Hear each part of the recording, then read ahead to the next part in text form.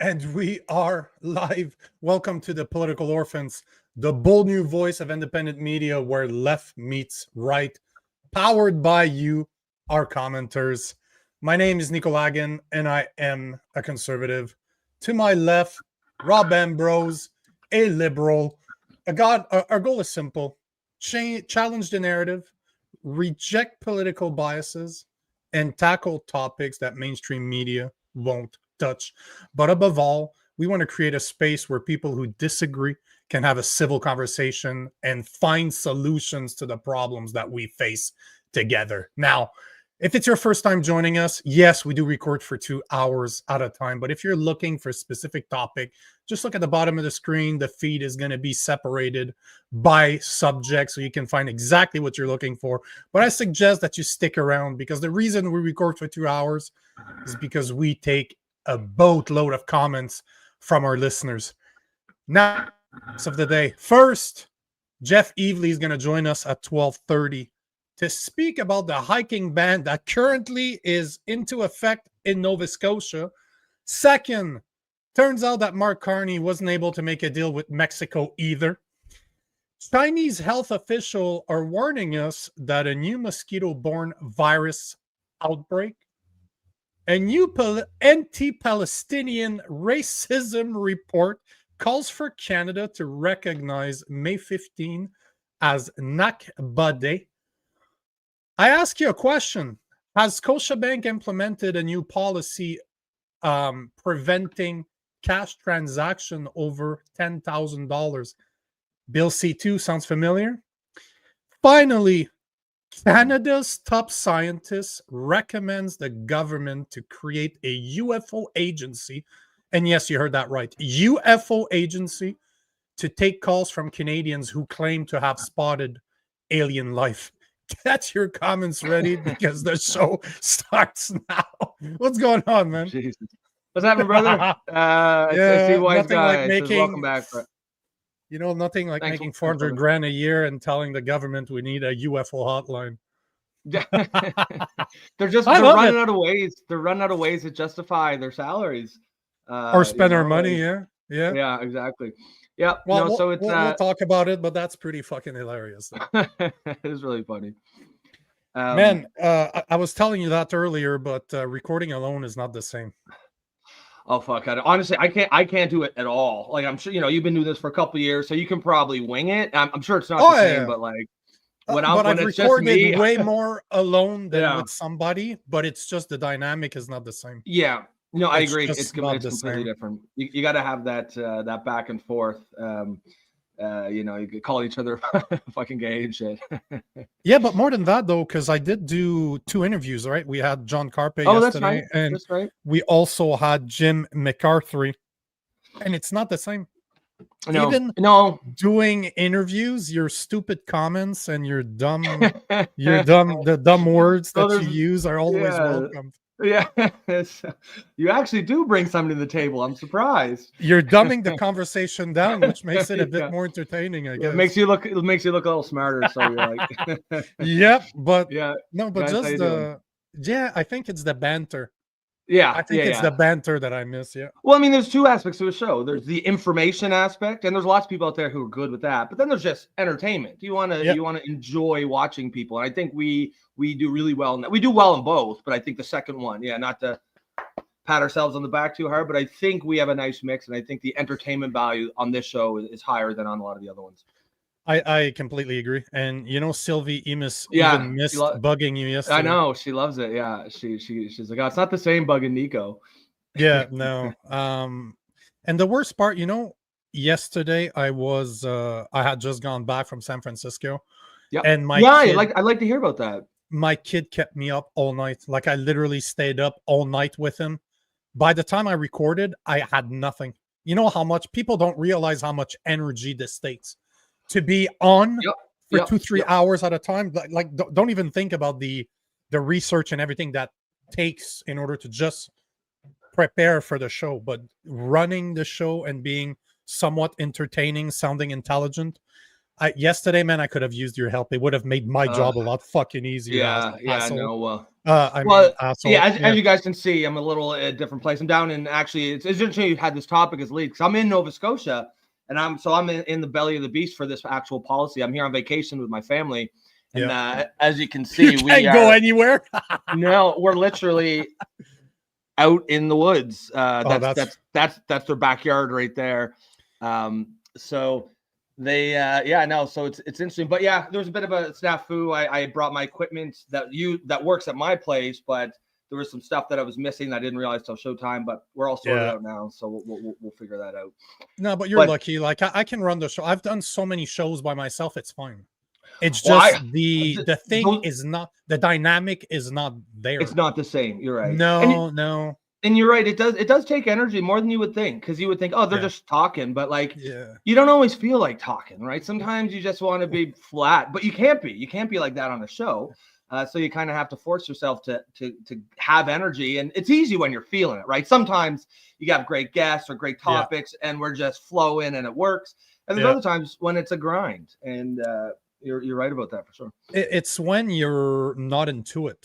Yeah, there's one thing about feeling like shit and not having slept and just having to work. You don't have a camera in your face. You don't have to interact with people. Yeah, there's some days I'm just like, fuck off.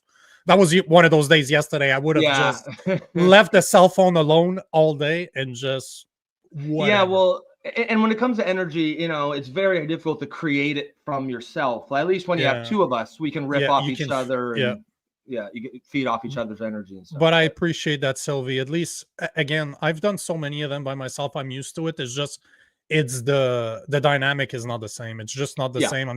I'm so used to recording content with you, and I just like the banter. I just like the banter. We got a good thing going. It's a lot of fun. And that's the thing too, is it's fun for us. And I think people can tell that we're enjoying it. And that, of course, makes it more interesting and fun to watch as well. So we got a good thing going here. So I'll spend 2 seconds talking about it if you want, because I'd like to hear about San Francisco. You weren't there yesterday. Well, San Francisco is just another lefty town like any others. Like that's it. It's no different to me than Los Angeles. So whatever the fuck ever. Yep. I have no reasons to go there outside of being invited there to record content, but we recorded for 9 hours, bro. Like I showed up there around 10. He did like a half an hour small interview with me, like just asking me some questions about masculinity. I'm so used to it. I think we did it in 10 minutes. The guy was just like, his mouth was kind of on the floor. I'm like, bro, I've been on some of the biggest fucking platform on the planet to speak about this shit. Like, don't worry about me. But then I waited until about 12 so he could do the other girl. And man, it's just, literally when we were done, it was 7 o'clock at night. We had recorded for 9 fucking hours straight. It's fucking what was insane. The overall vibe? Was it hostile, or did it get snippy? Or was it... I will say the things I think, the things I say here to people, the thing that I post online, I will tell you in your face as I'm looking at you right in the eyes. And it was about should the gay people, especially lesbian, because she's a lesbian mother, they're raising a little boy, 2 women, and I told her, you guys should not have children. You shouldn't be allowed to have children. So it got hostile. From the get-go. But by the end, I don't know to which extent I'm allowed to speak about it because the episode's not out, but just to say that by the end, it was different. Okay. And I'm not the one that changed. I'm just really interesting. Why the fuck would I change my opinion? I believe in my opinion, right? I mean, it's again, we talk, we say this all the time about the show, but one of the points is to create a model to be able to talk about different things. And sounds like you sort of took that model and used it there. And that's why I was there, because the guy's doing, it's called the Enemy Project, like the Enemies Project. And that's the whole point. He's trying to create the same thing that we're doing here. He's trying to do it with the left and the right, like on subjects like those. Yep. So I don't know. I like what the guy's doing. He's more left leaning. I told him right in his face too. I'm like, I watched one of his show and I'm like, bro, you're such a lefty.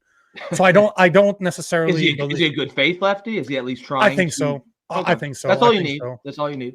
I think so, but I'm curious to see what it's going to look, because he's going to turn 7 hours of recording in actually 9 hours of recording in a 1.5 hour show.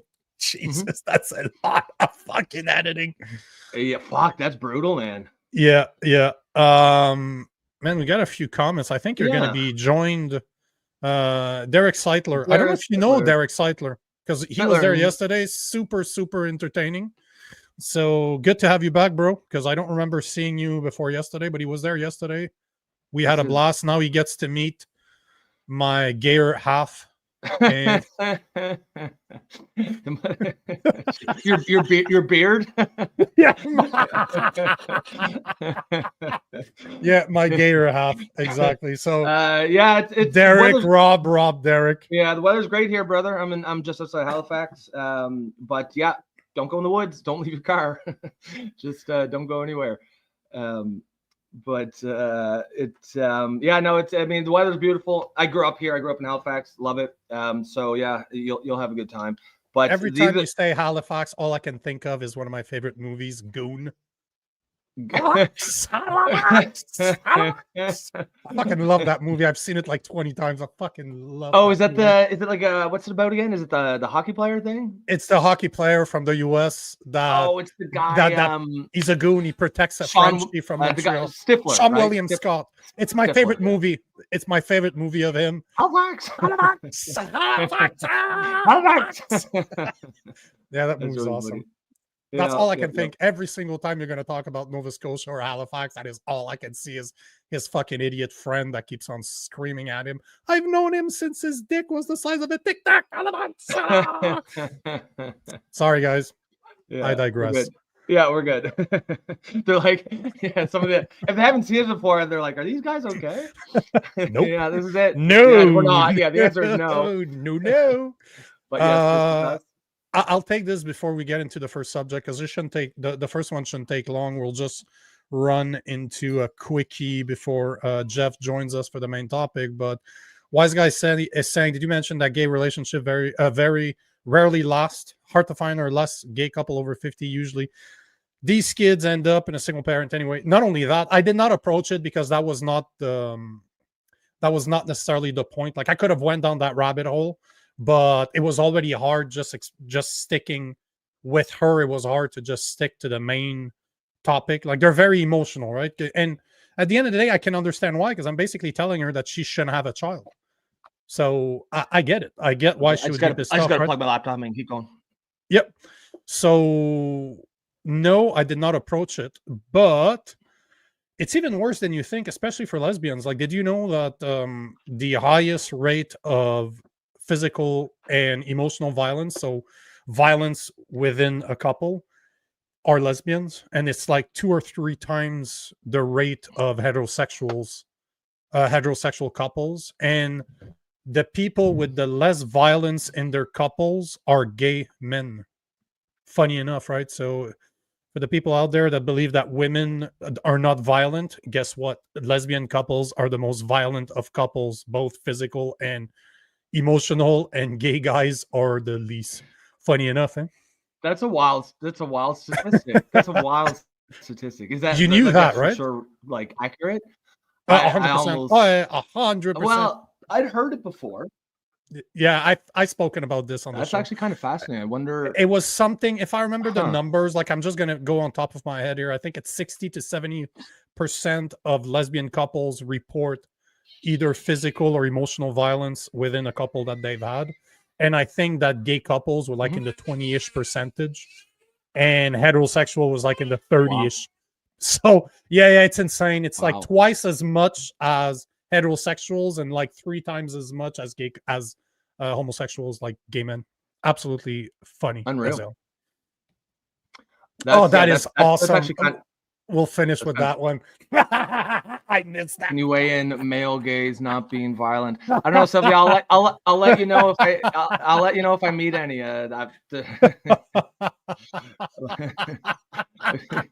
Bro, like, I'm like, it's so hilarious because, like, among my friend group, I'm like literally a god when it comes to, like, I've slowed down a little bit, but like, I'm the guy that goes out to the club and always left with someone back in my younger years.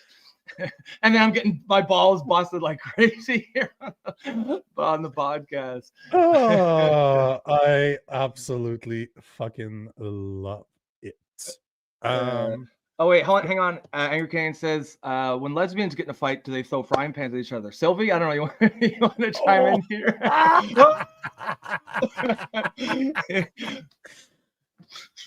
Yeah.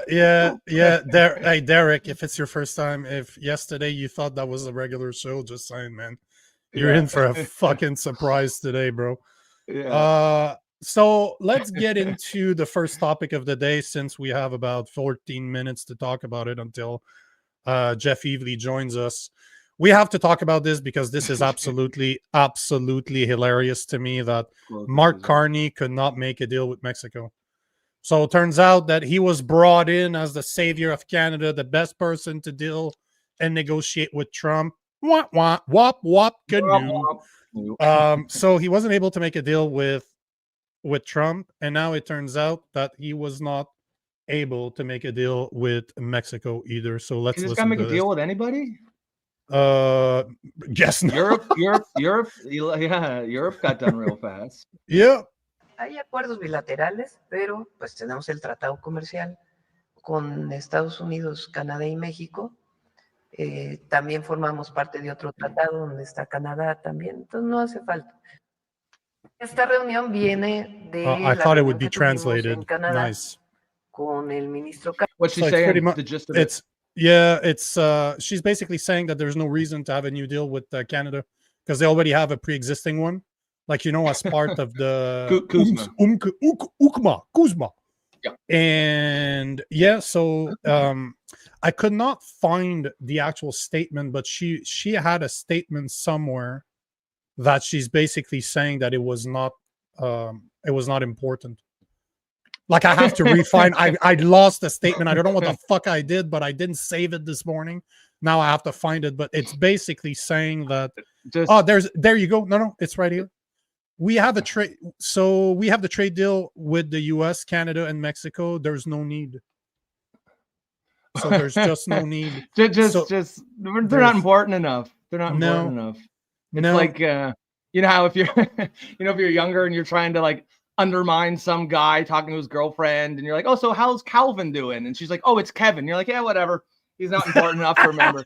Yep. They're like, she's like, yeah, we couldn't get a deal with Canada. They're like, it's Canada. Yeah, whatever. They're not important enough to get a deal with. That's basically how she's treating us. Big elbows up move. But at the end of the day, can you really blame her? Like if she makes a deal with the US, she's good, right? And I don't know if you remember this, but last week it was just like us. It was the expiry of the date for a new deal, or else they would get 35% tariff like us. And Trump at the last seconds, like, oh no, we spoken. The Mexican president and I spoken. I like her. We're gonna take more time to make a good deal. Obviously, I'm paraphrasing because he does not talk like that. But yeah.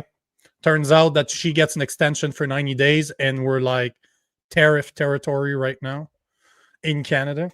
And our Carney wasn't even able to fucking make a deal with Mexico. So it ain't Trump. Basically, what this is showing is that the problem ain't Trump. If you can't make a deal with Mexico either, what's your excuse? Did Trump tell Mexico not to make a deal with you? Is that where we're going now? Is that the next step? Well, yeah. I mean, and yeah, exactly. Right. Like what you can't, at some point you can't keep blaming Trump, even if Trump's a problem. You know what I mean? It's sure. Like, there's nothing we can do about it. It's a loser attitude to sit there and blame something else that you have nothing to do, like that you can't control. Worry about the things you can control. And I do not accept the fact that you can't make a deal with the guy who's famous for fucking making deals. It won't be a great deal because we don't have any leverage, but that's unfortunately how negotiations work. If you walk into a negotiation with no leverage and the counterparty has all the leverage, you're not going to make a great deal. All you can do is make the best deal you can, but Carney refuses to accept the reality of the situation. You're absolutely right. There was, I forgot to do something, so I'm going to do it right now, but I wanted to check There was the food processor, the food professor, actually made a great post about this yesterday. I think he was saying how, because remember, I don't know if you remember, but when we talked to him when he was on the show last week, he told us that he had gone to Mexico in February to speak with the people down there about agriculture and how we could make a great deal with them. So he was kind of ripping, I think he was kind of ripping into Carney, saying that still they need our stuff. They need our grains down there. And yet, you're still not able to make a deal with them. Yeah. I don't know how we can continue. You know, you always say this where you wanted to give Carney the, yeah, exactly. And now, can you really at this point, like we're what, 5 months in now, 4 months in, can you really say that he's competent? Like, seriously? No. There's no, you can't. The old, like I said, you could maybe debate whether he's intentionally sinking Canada or if he's just shit at his job. But that's where the debate is. You can't debate that he's competent, like, because he's not. No. And at the end of the day, that's what's important. Who cares whether it's intentional or not? The fact is, it's incompetence. Throw it the fuck out. Yeah, at this point, and see, I'm actually happy to hear you say that. Although I would argue that because you're common sense liberal, you're not like the woke liberal, because the woke are still defending his action. No, I'm just very curious to see what they're gonna tell us is the problem, considering that it's not Trump this time, right? Well, they can't blame it, Trump. They always were able to say, like, because the woke left in Canada, they will take the fact that he didn't get a deal with Trump as a good thing. So he stood up to Trump. No, he didn't. Okay, so what's your excuse for Mexico now? Exactly. So this is what I'm curious to see, is what's the excuse going to be now? And you can't say that that's because he's a man either. So that's the thing. She's a female too. So what's the problem? Is she hard to deal with? Is she too much of a bitch to deal with? Now we're going to go sexist? Like, what the fuck's the problem? Yeah. Bumpy here says, I haven't seen it. Have you seen this? He said, did you see Press for Truth try to confront Mark Carney at the Pride Parade? Tried to ask his daughter being sent to that institute in England, being sued by former patients. That's the Tavistock, is that what it's called? The Tavistock Institute? Yep. Yes, that's right. Which is, of course, has been shut down and is now being sued because, you know, how many thousands of kids went to them, and it didn't matter what they were presenting with, eating disorders, anxiety, depression. The answer was pretty much always, you're trans. Let's cut your body up and put you on hormones. And so, they're being sued. And that, you know, to send his daughter there represents a legitimate questions about his judgment. And I did not see that, but I'd be very interested. How did he respond? I have not seen it. Bumpy. If you find it, Bumpy, just send it over. Yeah, I'd love to see it. I'd love to play it. I definitely love to play it. But at the end of the day, I'm not surprised because this is a known fact, right? He sent his mostly I'm daughter surprised there. that somebody brought it up. Yeah, but at this point you have to, because he took time. He took the time to go to Pride in Vancouver, but not to make a deal with the US. Like, really? And there's a bunch of pictures of him. I don't know if you saw the pictures, but he's at one point he's hugging a chapless dude. He's hugging, and the guy's ass is totally exposed. It's like people are saying, "Hey, where's your front hand?" Because you only see one hand of Carney. Like, were you fumbling with the balls on top of it? It's just, it's just absolutely ridiculous. But before we, because Jeff just showed up in the back room, but before we do, I wanted to play a video. I haven't watched it yet, just by the title. I wanted to see if we could have a reaction together to it, because it is called, it's going to be very interesting to see if it's actually true, but former Harper minister roasts Carney's elbows up failure. I just like the title, so I figured, and it was about, it was posted yesterday, so it is about the Mexico deal. So I just want to see what they had to say. Sure. Two senior cabinet ministers, Anita Anand and Francois-Philippe Champagne, are in Mexico right now in hopes of strengthening ties. The trip comes just days after President Trump announced that he reached a deal with Mexico to extend an existing trade agreement for another 90 days. Joining me now is Peter MacKay, former Foreign Affairs Minister. Yeah. Good morning, Peter. Thank you for being with us. Yeah, I remember that guy. Good morning to you, Marcia. Good to be with you. So we are already trading partners under CUSMA. What more could be done to increase bilateral trade between Canada and Mexico? Well, as it currently sits, Marcia, we do about $56 billion annually in trade with Mexico, but that's only about 1% of what Canada sends into their economy. So there are specific sectors, the tech sector, for example, certainly other agriculture products and things right now that we're not currently trading. And so having two senior ministers there to talk is always a good idea. Now, granted, these are not ministers who are directly involved with the ongoing tariff and trade dispute with the United States, but perhaps we can also learn something from their approach. They took a much more measured and perhaps low-key approach, and it seemed to work for them. As you said, they just had their tariff-free trade extended by another 90 days. Well, that was going to be my next question for you. Mexico received this reprieve from Trump. Canada clearly did not. So why do you think Trump is approaching Mexico differently? What are they doing that Canada isn't doing or should be doing? Well, insulting as we know, Marcia, Yes. it's a very personal approach. And I think, frankly, my opinion, the elbows up, dollar for dollar tariff retaliation, granted, all that happened during an election and it didn't work. It frankly backfired the same way that it did for China. And they are also on the outside looking in.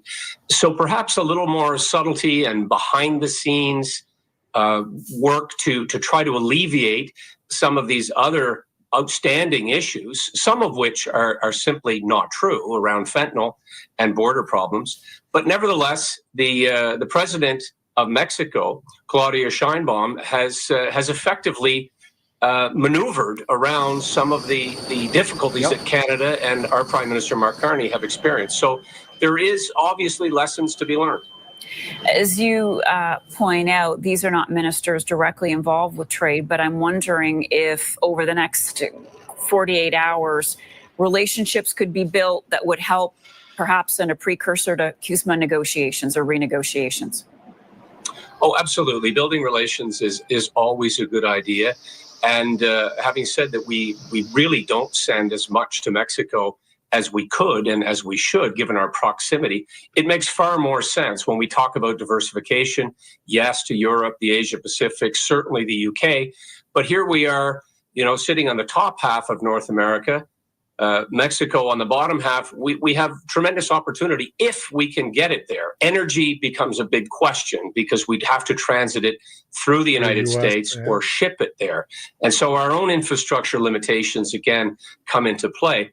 But having open and obviously cordial, productive relationships with a country like Mexico with a growing economy, that makes perfect sense. Might tick off President Trump. Well, it may. And, as we've seen in the past, he does have this mercurial personality. Now they're worried about ticking off him or talk tough and then not backed it up. We certainly saw that with the previous prime minister. We're hearing, from Dominic LeBlanc that Prime Minister Carney has scheduled phone calls coming up. His last phone call wasn't returned. So time will tell, but also, time is ticking. We're past that artificial deadline of August 1st that was set. Yeah. And now it really has to be a full court press. But I would suggest Carney, a more quiet and tempered approach behind the scenes, the type of work that I think Dominic LeBlanc is doing. Peter. Well, he's not, that title is bullshit. He doesn't roast them at all. No. He basically just... He should have roasted him a lot harder because he's part of the Conservative Party. He should have went hard. It felt like he had kid gloves on there.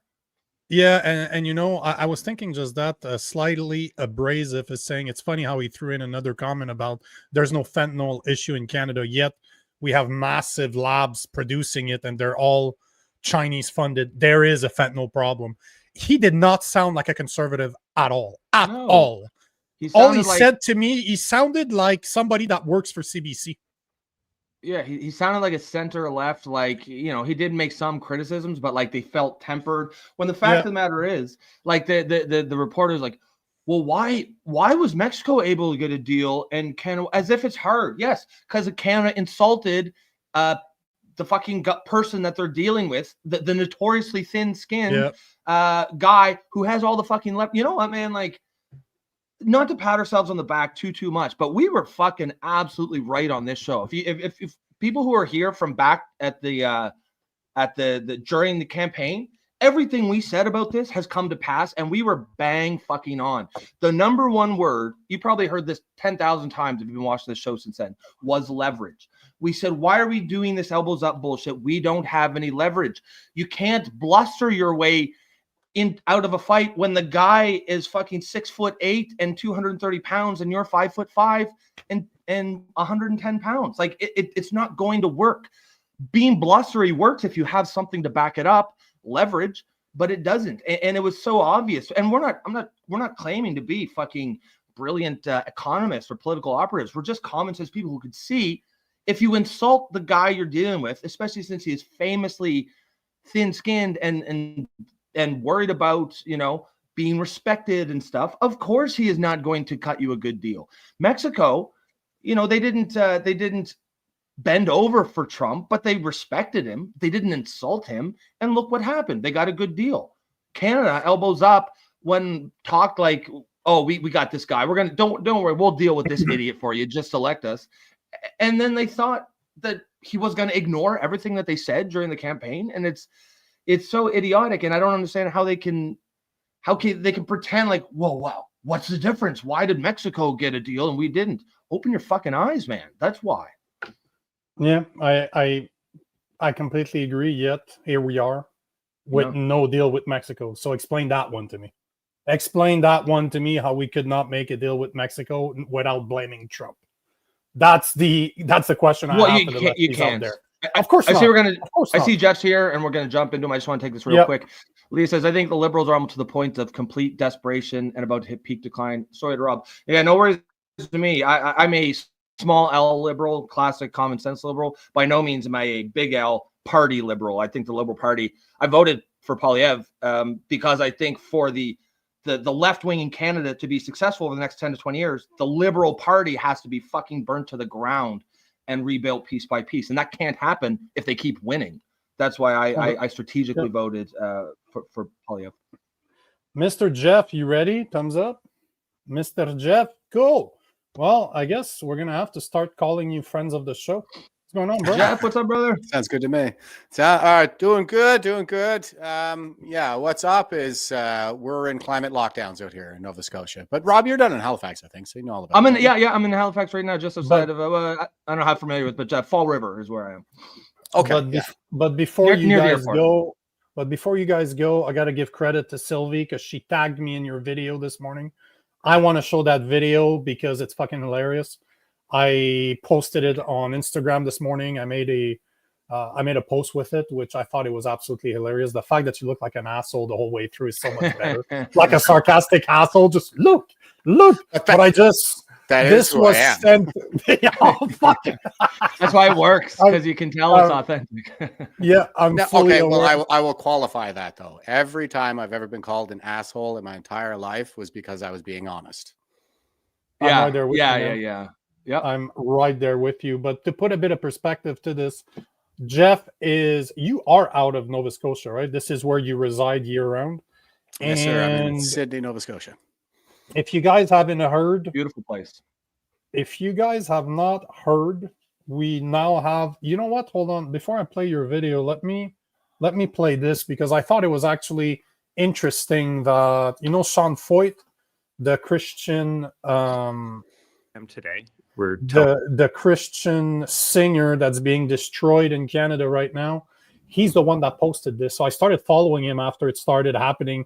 And then he posted the video of your premiere explaining. So I didn't even get that from a Canadian source. He reposted Rebel News. I'm like, that guy is playing right in the card of CBC. They gave him all the opportunities in the world to become famous in Canada. And here he is taking care of our politics. So for the people that haven't seen this, this is the premiere of Nova Scotia telling us why Jeff and Rob are no longer able to go in the woods. p.m. today, we're telling Nova Scotians, stay out of the woods. We are restricting travel and Most of us live in the activities woods. that really aren't necessary for most of us. Not necessarily. Hiking, camping, fishing, and the use of vehicles in the woods are not permitted. Trail systems through woods are off limits. Camping is allowed, but only in official campgrounds. The fine for violating any of these bans is the same as the fine for the ban on burning, $25,000. And if you're a smoker, for God's sakes, be mindful of where you're butting your butt out. If you don't, and you cause a fire, we will hold you accountable. So what does this mean if you have a home or cottage surrounded by a wooded area? We strongly encourage you to stay out of those woods, regardless of where they are. Strongly encourage Please you to don't leave. Is that how people talk where you're from, Jeff? Out of the wood?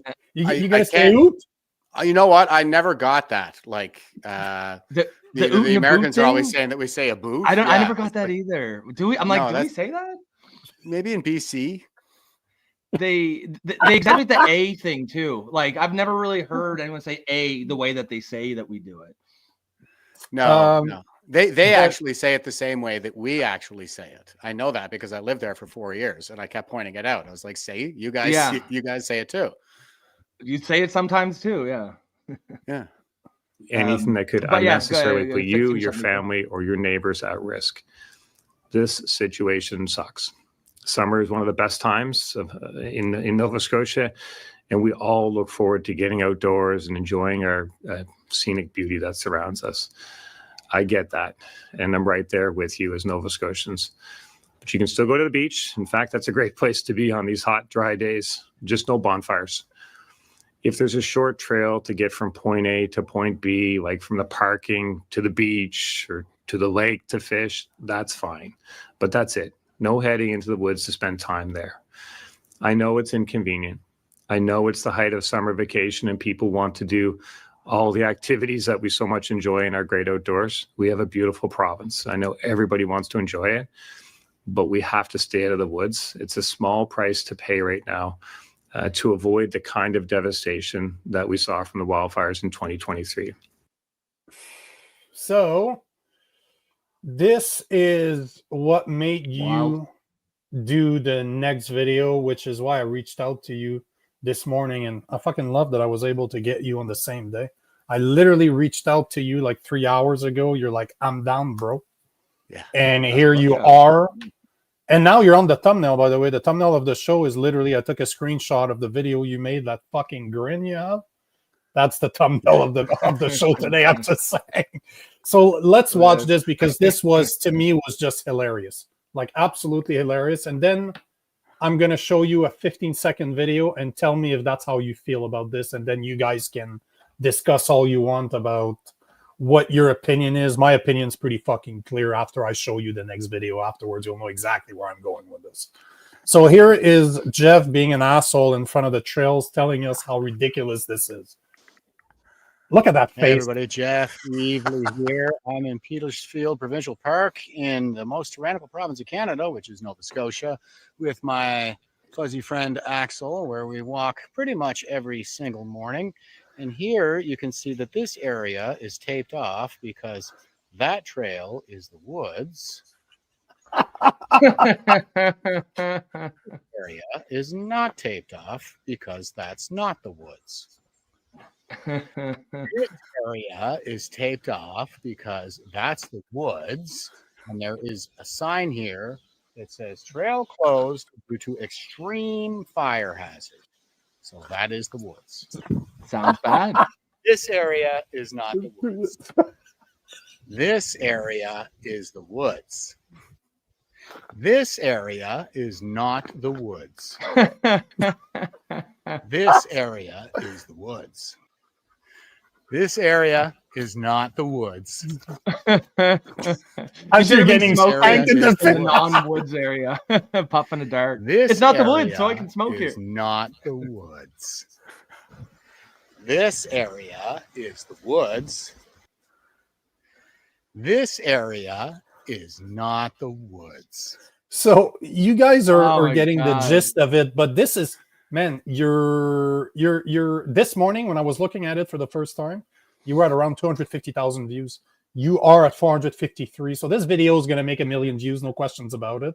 So that's kind of one of the reasons I reached out. I'm like, God damn, just another asshole going viral for telling the truth, right?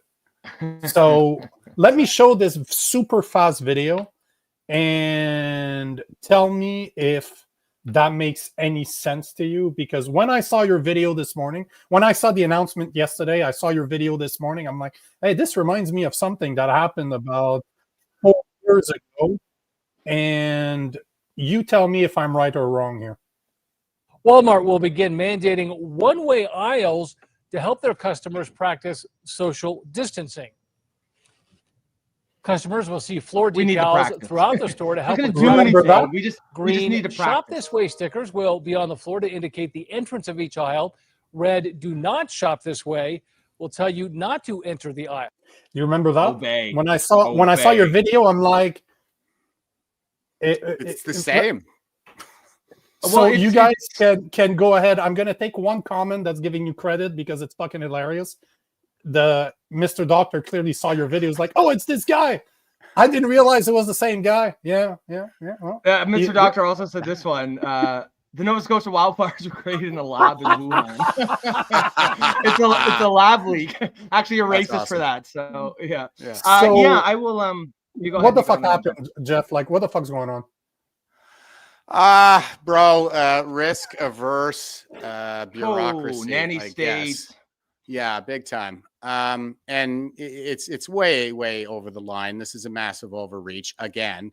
And I will say that the last time that they pulled this shit, I submitted a judicial review to the Nova Scotia Supreme Court on charter grounds and human rights grounds. And the Crown argued that the point was moot because by the time we got to court, the ban had been lifted. And I was like, well, yeah, but I mean, they're going to do it again. Look what happened during COVID. Yeah. and then they said I didn't have standing because apparently my rights don't mean anything in the Supreme Court of Nova Scotia. There has to be money involved. So had I gotten fined, they said that I would have had standing and we would know today whether or not hiking is legal. But they declined to hear the case. They wouldn't give me standing. Because it's all about money in there. So now I have to go take that $25,000 fine to find out whether or not it is legal for me to walk the dog in the park by my house. Is that what you're going to do? Yeah. Wow. So is it safe for me to assume that because you're already dealing with the Justice Center for Constitutional Freedom that you have them on dial? And that's exactly, okay, sorry, you're older. You have them in your Rolodex. And you're gonna give them a call once you do that. Is that the plan? I'm not that old. I had a cell phone when I was 22, but I don't want to get out over my skis and make any promises on behalf of the JCCF. That I can't keep.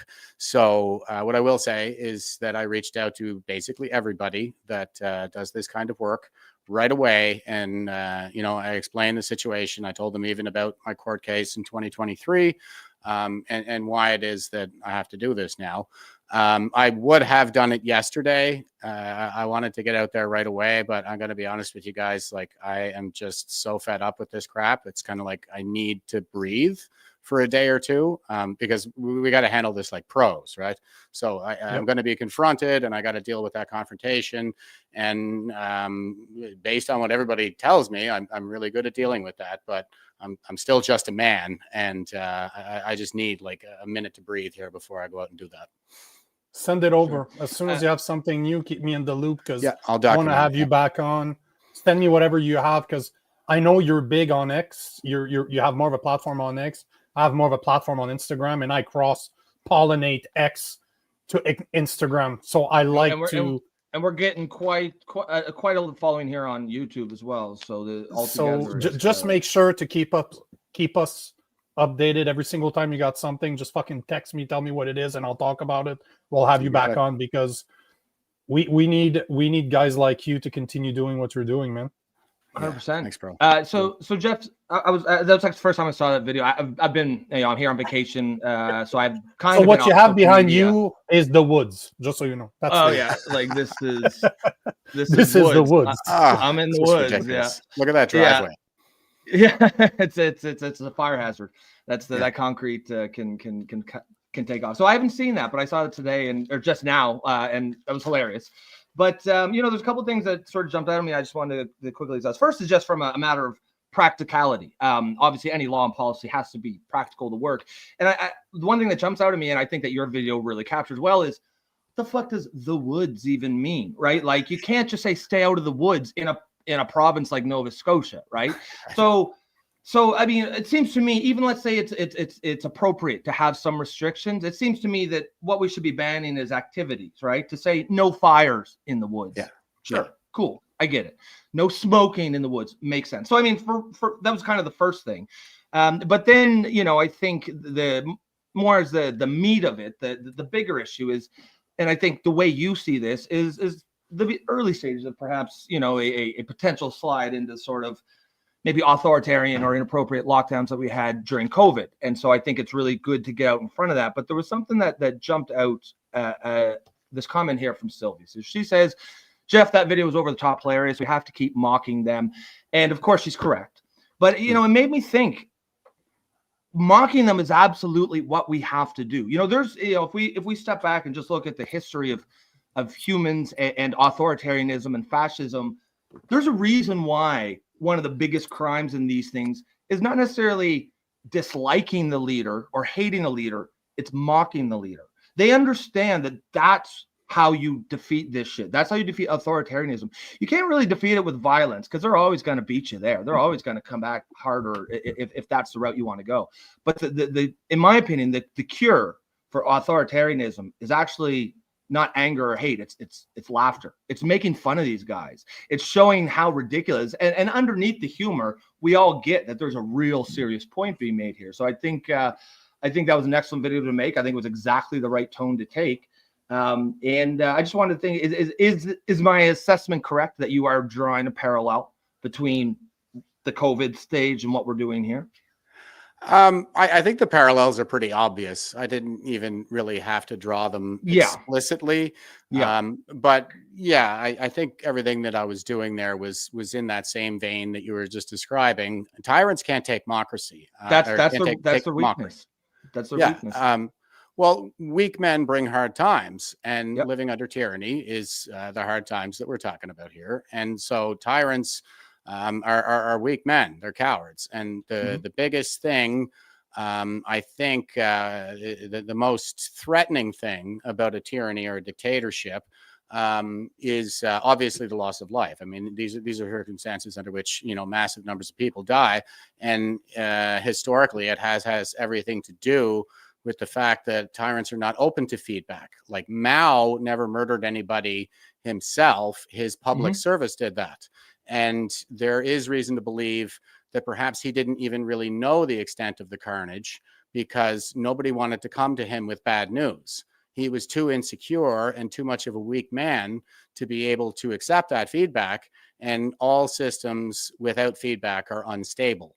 100%. So, yeah, and that's why that's one of the reasons we have democracy, and that's why democracies are more stable. It's because democracy is supposed to be that feedback mechanism, and there are other feedback mechanisms through the courts, but all of that is being kind of being stopped right now. So, and as you can see, we're collapsing as a nation because of that instability that has been created by the weak men like Tim Houston. In charge of matters of life and death. You can't trust a weak ass punk like that to make decisions on behalf of the rest of us on matters of life and death, or we will all die, just like we did in January of 2022 when Tim Houston, after winning the premiership on a promise not to impose vaccine mandates and passports, did exactly that. And by their own data, we saw 10 times the number of COVID deaths in the month of January 2022 as we did in the month of November 2021. That's what I mean. Like, they're not accepting any feedback. People are screaming about how this is wrong. It's a human rights violation. And they just go, you're crazy, which is a Stalinist tactic, and probably just a natural consequence of his insecurity. Anybody who might disagree with me, it's not that I could possibly be wrong or flawed in any way. It's that they're crazy. So ship them off to the psych ward and the gulags. That's what they used to do in the Soviet Union, right? So, or well, under Stalinism, I guess it wasn't really Soviet at that point, but you get the idea. Yep. Question for you though. Just a comment. If you've never read Blueprint for Revolution by Stodja Popovic, it's funny because what you were describing, Rob, is exactly how he overthrew a government. Laughter, mockery, right?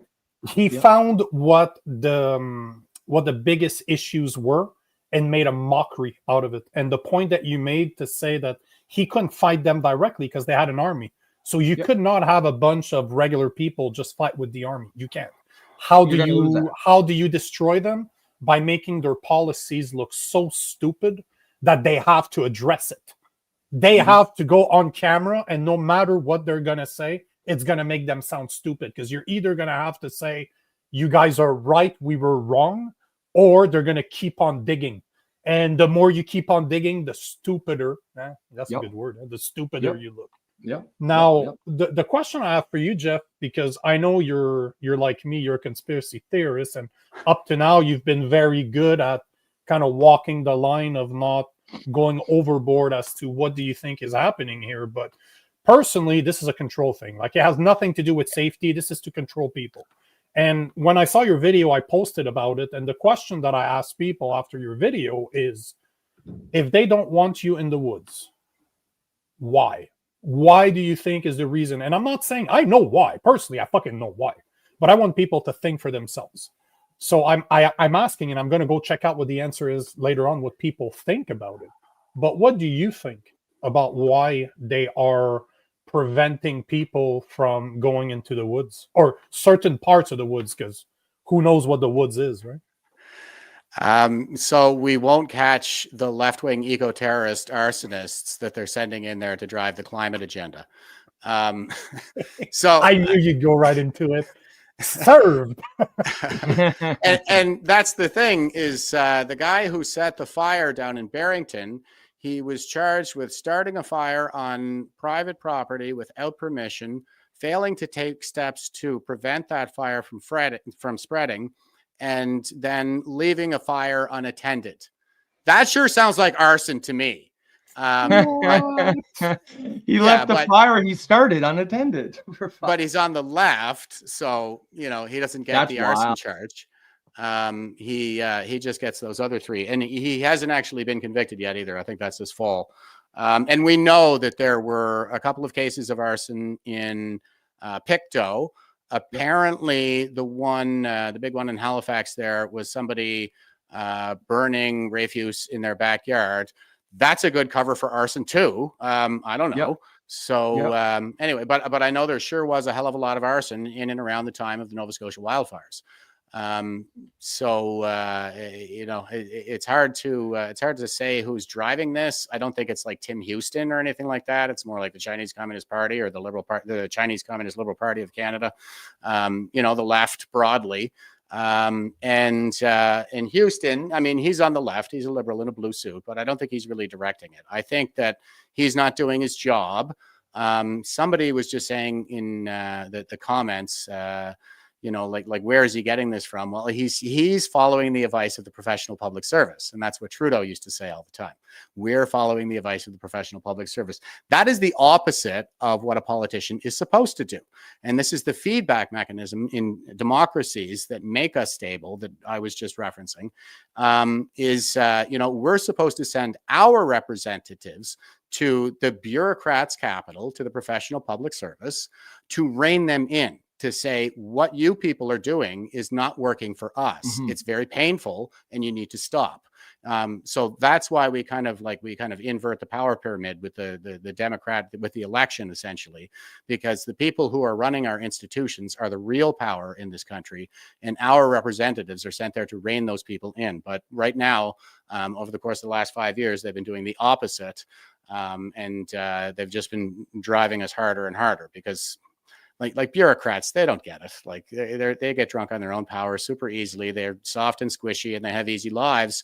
And so because they never face any real adversity, they're low character. They get off on being cruel to people who are not like them. None of the outsiders are welcome in Ottawa. I can tell you that because I was posted there for 7 years and I thought they just hated the military. But then when I started making friends, I only seemed to make friends with people who were from somewhere else in the country who had come to Ottawa for work. And even those bureaucrats would say, no, it's not the military that they hate. It's outsiders. Eva Chipwick told me the same thing when she was going to law school in Ottawa. I met her, where was it? BC, I think. And yeah, she told me the same thing. She's like, yeah, when I was going to university in Ottawa, like they just hated everybody who's not there. They're snobs. I think that in the cities are always, where they're like the epicenter of evil in every dystopian novel, whether it's 1984 or Brave New World or The Hunger Games or Fahrenheit 451. In every single one of them, it's always concentrated in the cities because they're totally out of touch with reality. So the people who live in the Ottawa bubble, that's always the narrative, right? Yeah, they're totally out of touch with it. And this is why we have to keep sending our representatives there. People from outside of these bubble zones, people from reality need to go into those bubbles to tell everybody what reality is, to explain it to them. So it's interesting, and obviously and we'll get to Sylvie's question in a second there, but yeah, it kind of just gets back to the issue of actual forest fires and being safe. It seems to me there's a couple things going on. One, you see lots of pictures, like on the first hand, they're not really doing the things you're supposed to do that we've always done to mitigate fire concerns, right? Like doing controlled burns, they're not doing those things, and it's creating a tinderbox. And at the same time, they're just throwing all the blame on climate change. And at the same time, they're pretending that arson isn't a real thing. So we've got this weird confluence where most forest fires are started by lightning, right? Are just natural. And then if you want to shift over to the ones that are created by humans, the vast majority of them are arson. So it's just that left-wing thing again, where you're punishing a large number of people who are blameless and not responsible, and refusing to address the few people who are actually directly responsible. And it seems to me, and I'd like to get your take on this, I'm not an expert in fire management, but there's a couple steps we should be doing. One, we should be managing the fires better to reduce the risk of fire. But I think we should be treating arson as terrorist acts, and we should be actually hammering these fucking people. They should be going to jail for 15, 20 years if you start. Now, if there's genuine negligence and you're just an idiot, okay, you should still be punished pretty harshly. Maybe not sent away for 20 years, but there should be actual consequences. But this idea that we can't let people in the woods in an extremely rural province, it just smacks of overreach, it smacks of authoritarianism, control.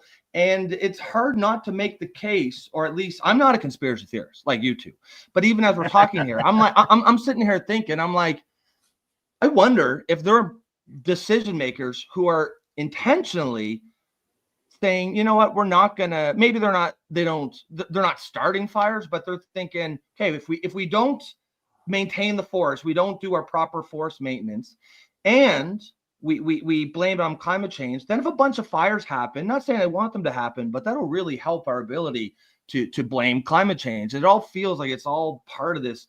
I think that seems the nexus is climate change, right? And I'm laughing. Sorry, before you answer that, Jeff, the reason I'm laughing is because he does not want to cross that bridge of conspiracy theorists. So he's like, is it possible that they're just taking advantage? Fuck no. I'm hanging on by my fucking fingernails. Look, but if they're posting that they're watching, no, but in California, what happened in California? It's been. But hold on, what happened in California? It was proven that they're arsonists that did it. They caught them. They released them. So it was not climate change. It was not even thunder. It was a bunch of dudes that went out there that set fires. It's just, I'm laughing because you're doing all the mental gymnastics to not admit that, and they're not taking advantage. Yeah, I know. I'm hanging on by my fingernails because I don't want to. They're creating and the situation so that they can push climate lockdowns. And I'm going to say one quick thing, and I want to throw it to Jeff. But like, if there are policymakers out there watching this, like, this what is the fucking fuck are you doing? After this is the before and after. Me, I am the before. I'm the reasonable guy who doesn't want to believe this shit is a conspiracy theory. But you can see the dilemma that I'm having in real time, and these two are the after. So decide what you want, because I promise you, I will become the other two if you don't sort this shit the fuck out, man. And like Jeff, you said, we have cookies. We have cookies. Yes. Not only if you join our side, we have cookies. Yeah. Well, yeah, I guess on that note, I should provide a correction and say that I am not a conspiracy theorist. Sure. I'm actually a really strong proponent of Hanlon's razor. Never attribute malice where ineptitude will suffice. I've said that exact thing on this show. That's how I feel too. It did not sound that smart. Whoa. It's smarter. When Jeff said it sounded way smarter than when you said it. Let's be real here. I stumbled and bumbled over it, but Jeff was a lot sharper. But yeah, go ahead. and so having said that, based on my 20 years of experience inside that machine, especially Canada's military, which is notoriously the most corrupt institution in Canada, has been for decades, it has always been the case in my experience that what people are describing as a conspiracy is always a cover-up, and the cover-up is for the purpose of covering the ineptitude. So it's always somebody doing something stupid. Yeah, and what they're chiefly concerned about in Ottawa is the public-facing image. That's optics. That's my least favorite word, and it's very popular in Ottawa. So I think it's a combination of factors, and a lot of it has to do with how heavily propagandized people are. And I think that people fall in incentives, and what the purpose of the propaganda. As Aldous Huxley put it, was to make one group of people forget that other groups of people are human. So those who are heavily propagandized, and think that we are to blame for all the world's problems for driving our cars, would probably be incentivized to do something as crazy as set a wildfire and then frame it up, as climate change. And I don't think that Sean Feucht told him to do it, but Sean Feucht would absolutely capitalize on any crisis he can and stand in the floor of House of Commons, as he did, and shame the rest of us for driving cars. Just like when Brenda Lucki told her investigators during the Portapique massacre that they should breach their protocol and release the types of firearms used, so her minister could use that to push the Liberals' disarmament agenda. Again, I think is capitalizing on that crisis. Now, in that case, like, he actually got paid to do something just days before the massacre. So maybe there is something a hell of a lot more sinister going there. But I don't think that it was Bill Blair who gave him the money. It may have been somebody more like the Chinese Communist Party, because disarmament, of course, there's the UN disarmament agenda, and across the board, UN auditing boards are 60 to 80% Chinese. There are 90 million members of the Chinese Communist Party, and pretty sure the WEF is just another influence op that they're driving as well. So that I could see. In the case of the wildfires, I think we were just dealing with a radical. I don't really see any reason to believe that he was paid, as far as we know. So I'm not going to leap to that conclusion. And I think when it comes to the extreme overreach, again, that's the squishy bureaucrat class, who are only comfortable in the most controlled of environments. And that's why they're control freaks. They're not comfortable in the chaos at all, because they've been shielded from all of life's normal adversities throughout their entire lives. And they're careerists and ruthless sycophants, because that's how you get ahead in that world.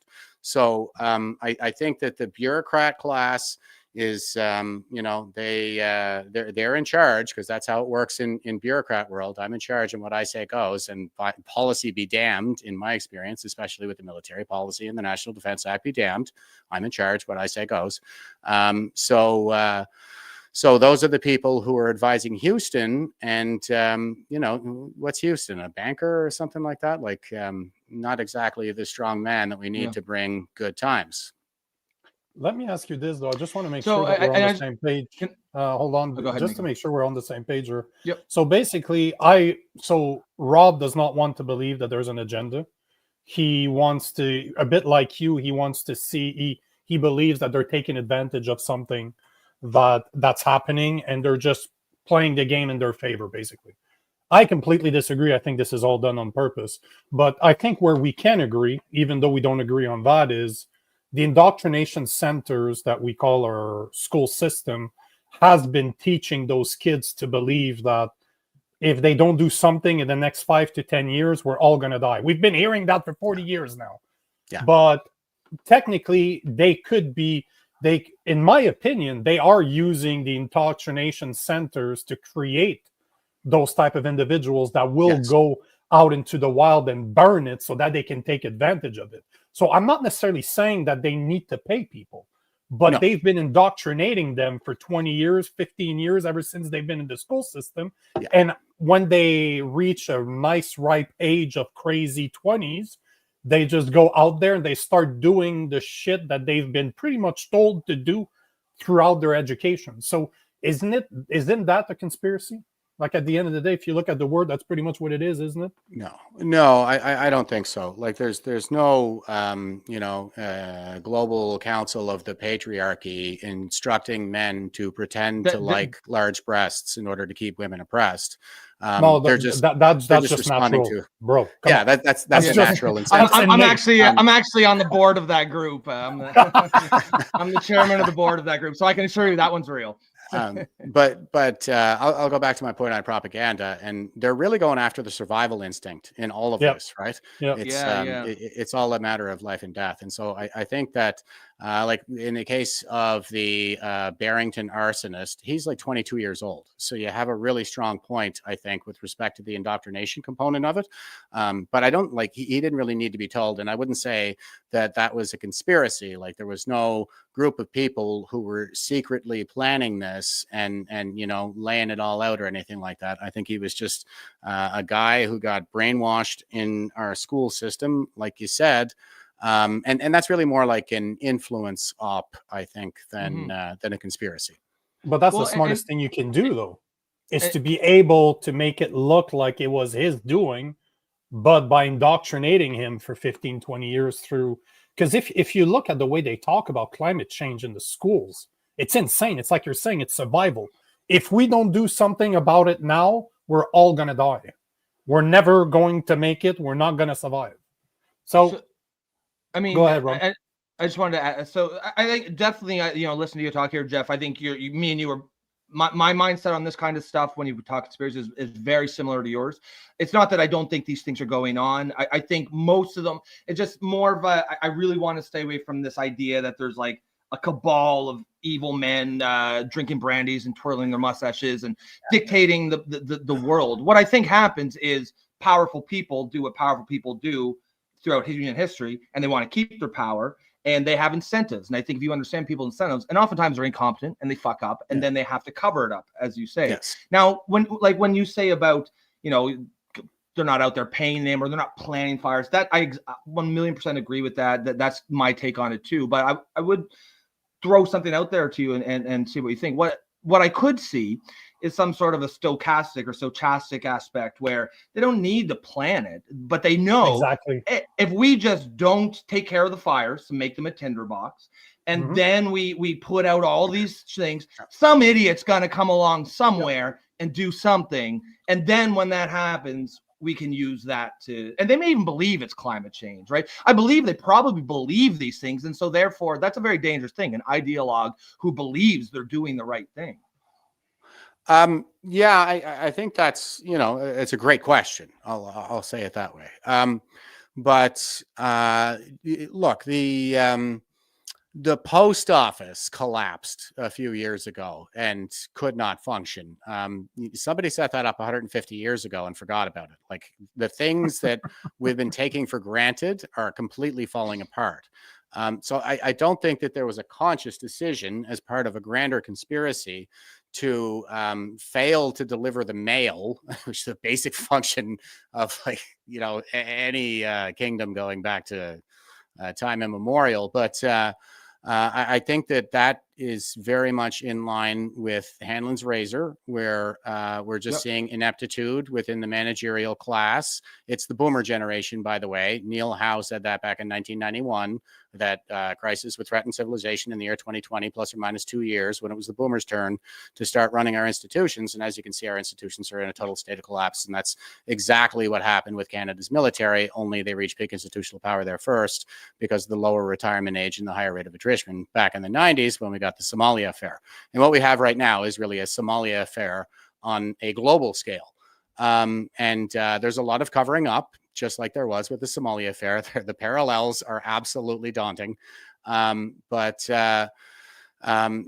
when it comes to forestry, with all of the ineptitude that we have across the board, I just don't see a reason to believe that people are sufficiently competent to pull off anything even remotely resemblant of a conspiracy. And that is, I guess, just anecdotally in line with all of my personal professional experience as well.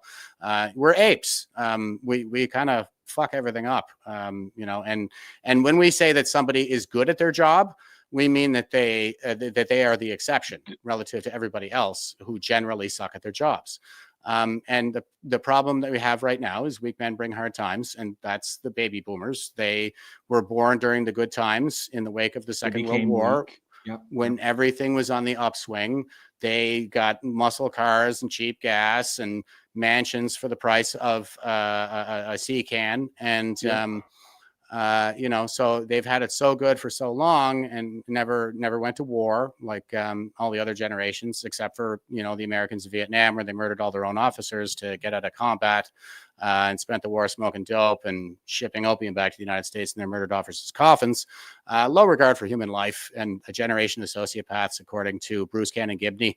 That's the title of his book. So all of the serial killers that you can name are concentrated within the boomer generation. And I saw this. They're the ones making the decisions on matters of life and death for the rest of us right now. So it will come back if the country doesn't completely collapse. It will go back on the upswing as soon as we get those rotten boomers out of our way. And that's not expected to happen before 2030, by the way. That's a big if. That's a really big if. They're not retiring. Yeah, you go ahead. No. Unfortunately, they're living longer than ever. They're clinging on. Yeah, big time. So we might not agree on the size of the problem, but we agree that there's a problem, and we do have indoctrination centers, and that's the whole point of the show, right? We always we might not agree to the extent of the issue, or we might not agree on the solution, but we normally agree on what the problem is. Normally we have guests for about half an hour or so, but let me ask you this: Are you busy? Do you have anything else to do? Do you have somewhere to be? Yeah, because I'm loving. No, I can hang out for a bit. I'm loving because there's I like the way you think. Like, we've recorded multiple times together, so I know the type of guy I'm dealing with here. But there's a bunch of other subjects I want to approach today. So I'm curious, do you want to just have him on the show as a? Since you're here, just continue on the show like you're just gonna be. Yep. We normally cover everything that's trending right now. Basically, we'll have a topic. We'll give our takes on it. Then we'll go to the comments, and then just move on. Yeah, sounds good to me, guys. But drop out at any time if you got to go. Before you move on to the next, Nico, though, I just wanted to just add one thing to that, because I think I think what Nico was saying is a good point. At the end of the day, we could sit here and debate about whether it's intentional, there's history, these guys are just idiots. But I think we all agree that there's a fucking problem, and that's probably the most important thing. As long as we can agree that there's an issue, I think we can all have a productive debate. Whatever the cause of it is, sort of more just, intellectual sort of like activity. But I think that we can all sort of agree that there's a problem, and that there's value in that conversation for sure. 1,000%. And I just want to give a shout out to my favorite boomer. Darlene LeBlanc out here in Cape Breton. She's the one who gave me this shirt. It says "No Scotia Pass," and that's from the COVID days.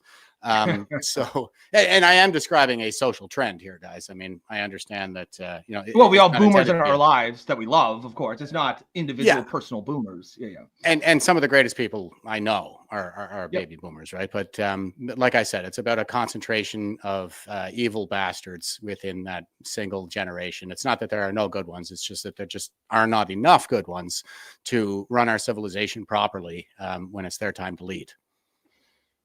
So the next subject I wanted to talk about, that I'm very curious. I didn't think you'd be on the show to talk about this. I'm curious to see where you're going to go with this, but there's been a new report. I'm a big fan of Blacklock's reporter. He's great. I tend to go on their website every single day to see what's going on.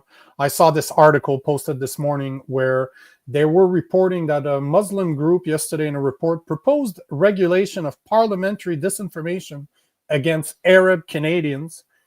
And they were also calling for a new day, Akna. Hold on, let me make sure I pronounce that properly. Nakba Day. So they want to have a Muslim holiday on May 15th to be recognized by the Canadian government, known as Nakba Day. So here is a video by CBC that explains that there is the report that they're referring to urges Canadians the recognition of anti-Palestinian racism in Canada. Because as per the report, being Palestinian is a race now.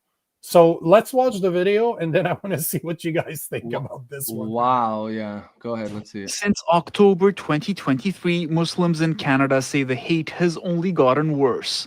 We've seen a culture of swift demonization. Nadia Hassan's new report documents dozens of Islamophobic and anti-Palestinian incidents in the last 2 years. What is deeply painful for many of the people that we consulted for this report is the erasure of the horrific realities of Palestinians in Gaza and the silencing of those who seek to exercise their most basic democratic rights.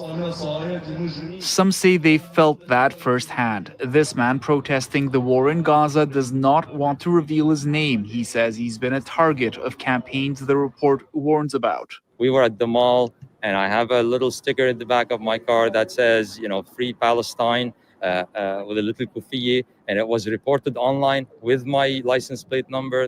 The report has recommendations for decision makers. It says all levels of government in Canada should recognize and adopt a definition of anti-Palestinian racism and recognize May 15 as Nakba Day. For Palestinians, the date commemorates the exile of hundreds of thousands of their own from Israel in 1948. The affirmation of Palestinian identity and culture is a critical component, I think, of addressing the issues. Israel contests the assertion that Palestinians were driven out and marks its Independence Day the day before Nakba.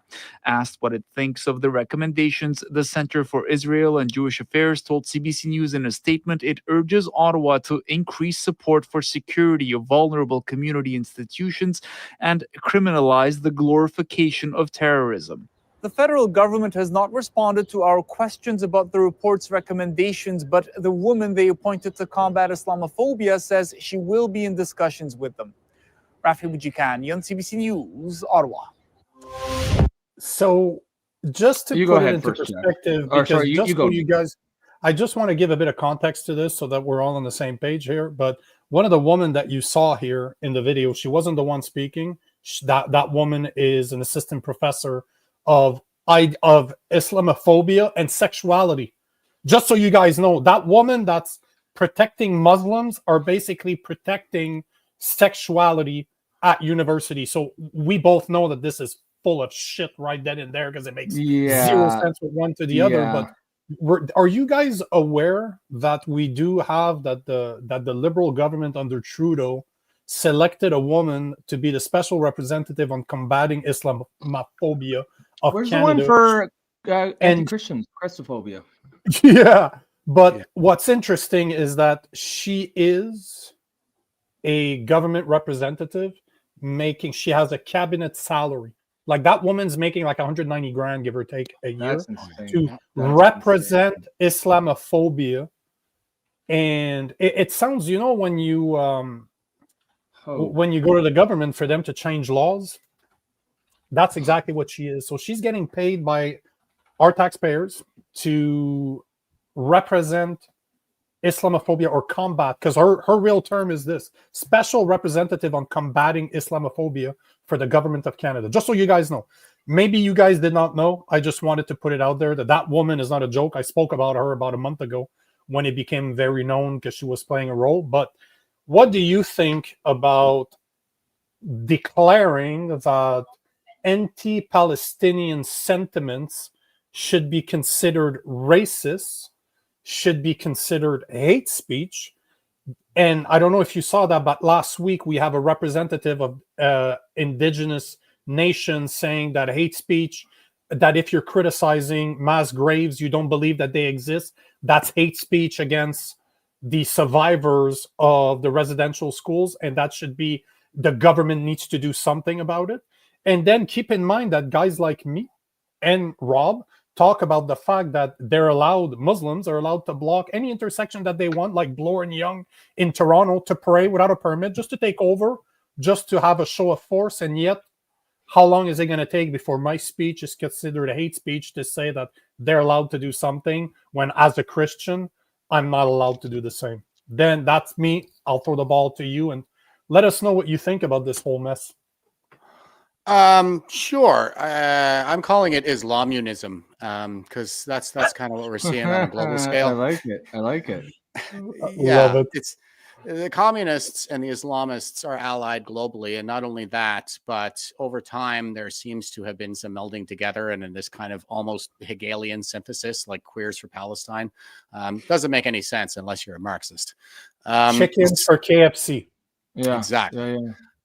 They don't see the irony. Well, because it's an intersectional Hegelian synthesis. Kimberly Crenshaw and intersectionality, and how attractive people are bourgeoisie and unattractive people are the oppressed, and it's all the attractive people's faults.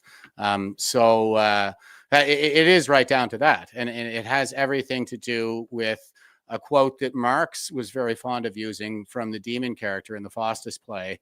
Dr. Faustus play, Mephistopheles, who said that all that exists deserves to perish. And so that is basically the purpose of the radicalization of all the have-nots, pitting them against all of the haves.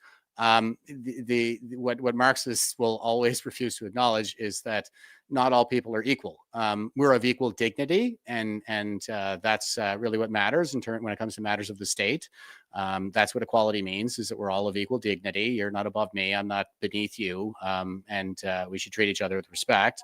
But ultimately, we are not all equals. Some people are tall, others are short, some are strong, some are weak, and some people are really freaking smart, and other people are absolutely retarded.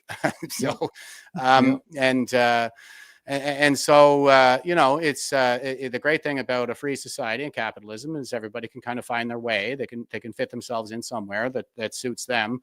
But what the Marxists will do is that they will say that the people, in kind of the higher status positions, for lack of a better term, that they stole all of that good fortune from the people who were dealt a lesser hand in life. And no disrespect to anybody. We see it all the time. Yeah. What really matters is that, you play the hand, that you play a good hand. That's what really matters at the end of the day. So, but not in the Marxist paradigm. So we're seeing that, and we know that Hamas likes to use human shields. So that's kind of what the communists have been doing too. Is they will use gays as human shields for their pedophile agenda. And if you call it pedophilia, then you're homophobic. That's what I mean by it's like a rhetorical human shield. So that's what's happening with this Palestinian nonsense as well, which is not an ethnicity. It's like saying a Nova Scotian or a Cape Breton. So that's what a Palestinian is. But an Egyptian man, a KGB asset, Yasser Arafat, after 5 Arab nations got their asses kicked in the 6-Day War, the KGB sent Yasser Arafat to take the star off the Jordanian flag, which is the two-state solution, by the way. It's called Jordan. He took the star off the Jordanian flag, leaving only the pan-Arab colors, and started waving that around, screaming something about Palestine as if it were ever like really a distinct group, and in an attempt to radicalize a population that was already rife for radicalization, had already been radicalized by a man named Haj Amin al-Husseini, who was a contemporary of Hitler and probably first suggested the final solution to him, so they wouldn't deport the Jews to the Holy Land, because he was the Grand Mufti of Jerusalem. So they were already radicalized, and Muhammad extinguished the Banu Qurayza and expelled the Jews from whatever you call it, Arabia. It's kind of like fertile ground for exactly this kind of population, just based on the example set by Muhammad. First of all, Haj Amin al-Husseini comes in there, basically turns the Arab world Nazi-esque, Nazi-adjacent. When Trump moved the embassy to Jerusalem, CNN was over there going up to a guy by the fence there, the Gazan fence, and saying, don't you think it kind of helps their case demonizing you when you're right on the border flying a kite with a Nazi swastika on it? And the guy said, why would we hide it? We want them to burn. So that is the level of radicalization that has always been there. For quite a long time. These are old empires going to war again, as they do every 4 generations. There's some residual cleanup left from the last big world war, World War II. We can see there's this Nazi ideology in the Islamic world. It has also made its way into Canadian society, hence the woke right, who are really just snowflake millennials who self-identify as right-wing. Because there is a concentration of radicalization within the millennial generation, having been educated by the boomers, and that's why I keep mentioning the boomers, is because they're the burnt out radicals from the 70s, never really went anywhere. They were terrorists back then, and they just hid in our institutions for the last several decades, and now they're running them. The long march for the institutions, as Rudi Duycke called it, who was also a boomer, East Berlin socialist activist, student socialist activist. So they're at the end of their march, and with the Palestinian combating Islamophobia. Well, Islamophobia, Christopher Hitchens purportedly said, was a word invented by fascists and used by cowards to manipulate morons. I mean, 100%. Because first of all, Islam is not a race, but second of all, how do we criticize it then? What if it genuinely deserves real considered criticism? And it does. Many of us absolutely believe that as a political force, Islam, especially here in the West, absolutely deserves a fuck ton of criticism, and we have to be able to do that. No one's talking about because of their race. What you were just talking about, I think you hit on so many topics. I'm going to have to actively prevent myself from going down some of these rabbit holes, but as a liberal, as a lefty, I think you hit it bang on. So much of what is becoming left-wing activism is just anti-everything. It's hatred of the West. It's self-hatred. It's destruction of anything beautiful simply because it's beautiful. You see it in art, and you see it creeping in these articles where they're Sydney saying Sweeney being going to the gym. Right now? Going to the gym is right-wing coded. It means you're a fascist if you take care of your body. It's just a complete inversion of everything that humanity and the human species is great at. You've got this.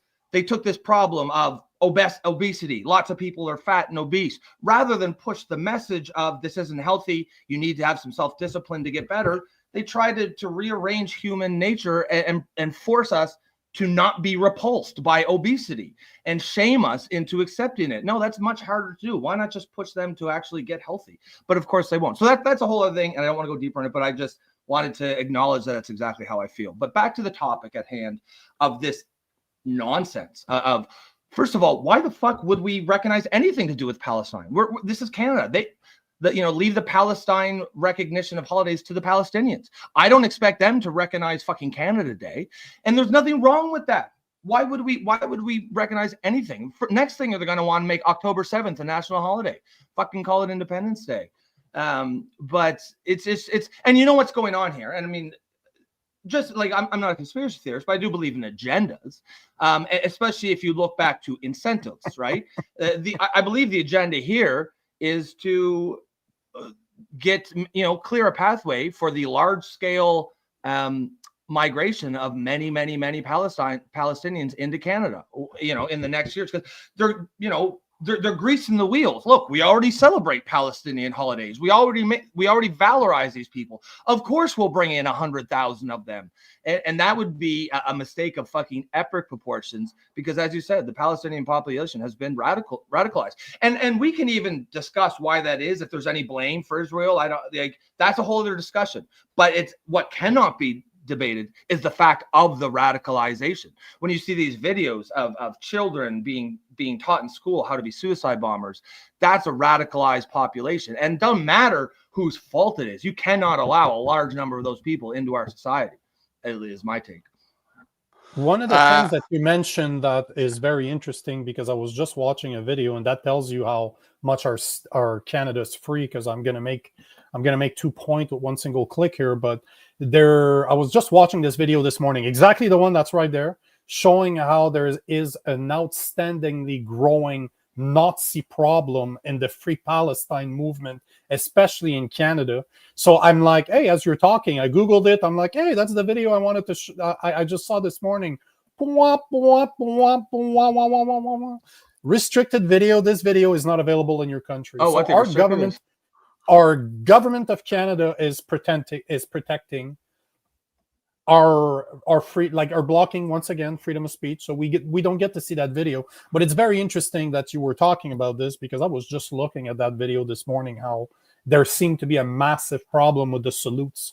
Like, I was watching just one after the other, the people are just saluting and saluting and saluting. And the other thing that I wanted to mention, Rob, there's two things worth mentioning, because this has already started, the Palestinian thing. It has already started. So 2 days ago, we did have our which one was it? There you go. The Minister of Immigration, Refugee and Citizenship Canada announced an extension of measure that will allow certain Palestinians to apply for permits and status exemption to stay in Canada. So it has already started. There's a reason the Egyptians won't take them in. The Arab countries won't take them in. But another big thing that you guys need to remember, and the people listening need to remember, is that since 2023, Palestinians have had a free exempt study permit, open work permit, temporary resident permit, or extension of their temporary resident status. So they already have preferred fucking close that loop status since 2023. And our IRCC minister 2 days ago said that this will continue. So what you guys are talking about, you're absolutely bang on. So there's a massive Nazi problem within the Free Palestine movement. And on top of that, they're just making it sure that if shit continues to happen over there, which we should not be involved in that fucking mess with a 10-foot fucking pole, whatever's going on between Israel and Palestine, I couldn't give two shits at the end of the day. Not my problem. We have enough problems to deal with in Canada, but we definitely should not be importing the people out of Palestine here, considering the type of individuals we're talking about. You need to break them up and send them all over the country. Do not allow them to go. No, but not even that. But I agree. Don't even bring them. If the Muslim countries that are surrounding Palestine don't want them, that should tell you everything you need to fucking know. Yep. That's it. Anything to add, Jeff? What were you going to say, Jeff? Because I saw you were going to jump in there. Yeah, I mean, I could kind of jump in at any point there, I guess. I think, what we're talking about here is called weaponized migration. Really, 100%. That's my term. Yeah, yep. And 100%. It is a concept that's discussed. It's not explicitly stated as weaponized migration, but it's discussed in Unrestricted Warfare, which is a book that came out in 1999. It was based on leaked PLA documents written by two colonels in the Chinese military, Cao Lang and Wang Shangsu. And they sketch out the whole plan for taking down the West, and particularly the United States, without firing a shot. And we have to understand that we've never faced an enemy like China before.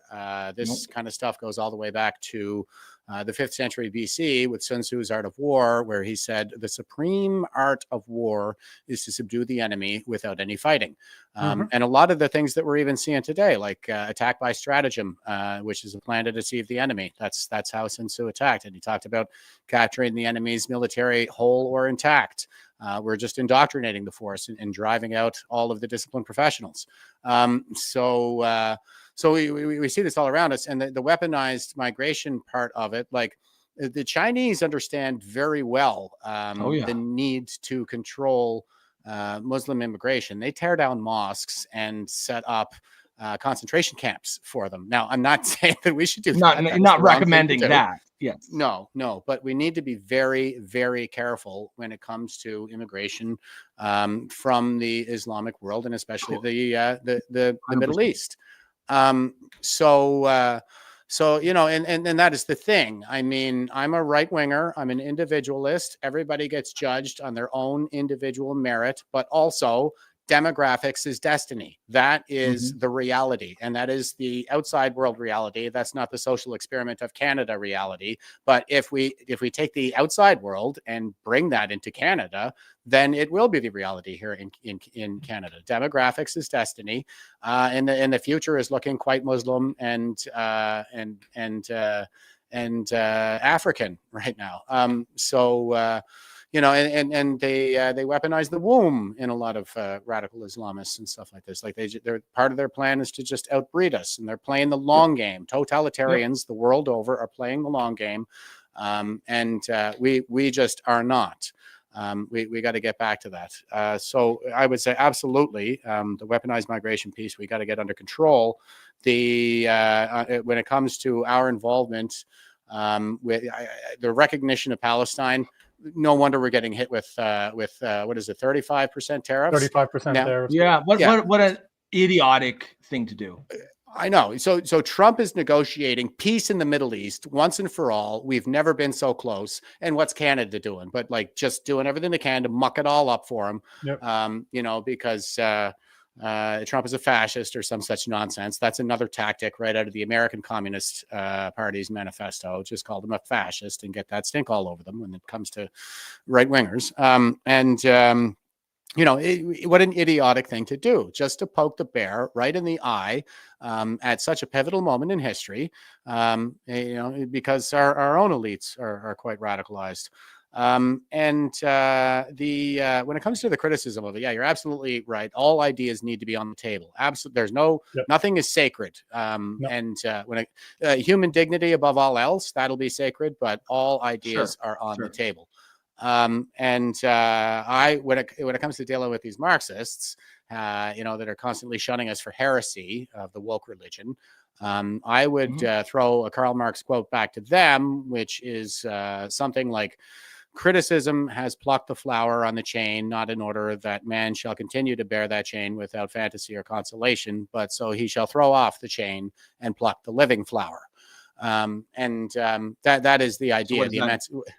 Well, it means, I'll take a quote from a guy from Sydney, Nova Scotia, whose name escapes me right now. But he was a black guy that lived at Whitney Pier, and he said that while others may free the body, only ourselves may free the mind.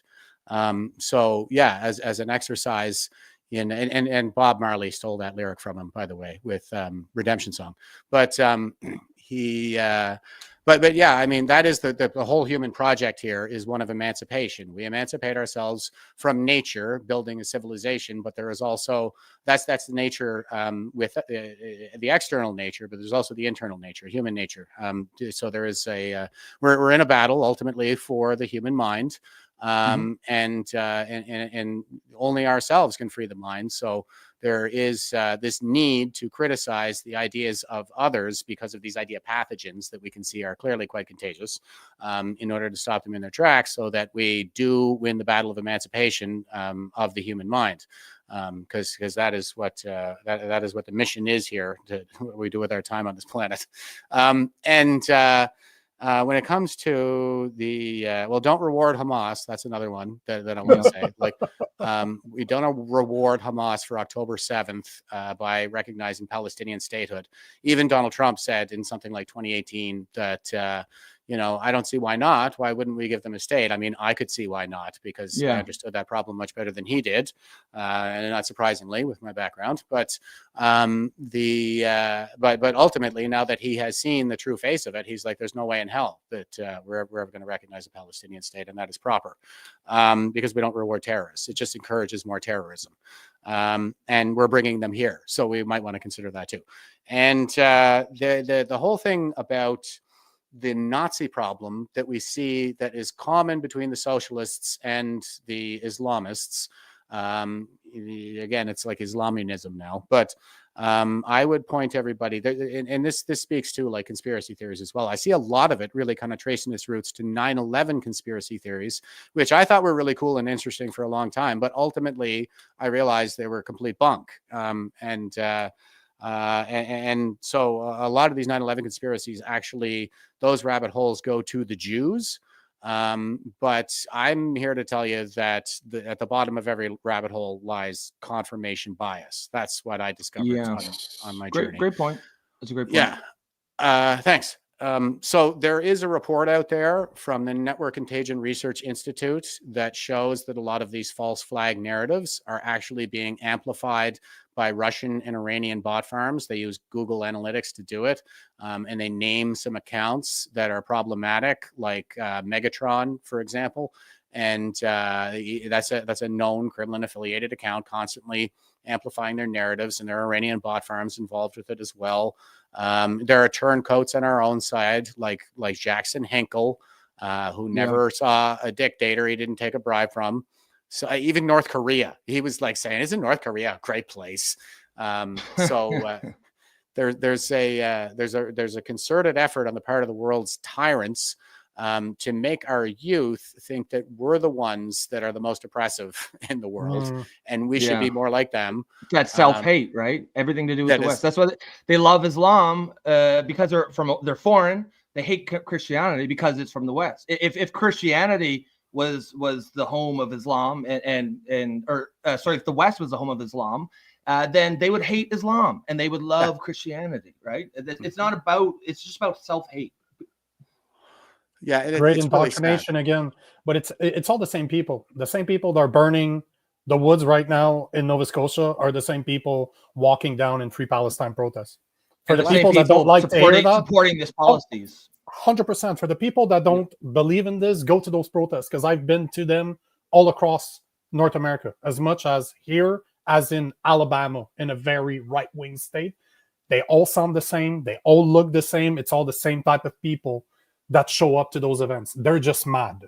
They're protesters that will protest anything. The same people that are protesting Free Palestine right now were Antifa before.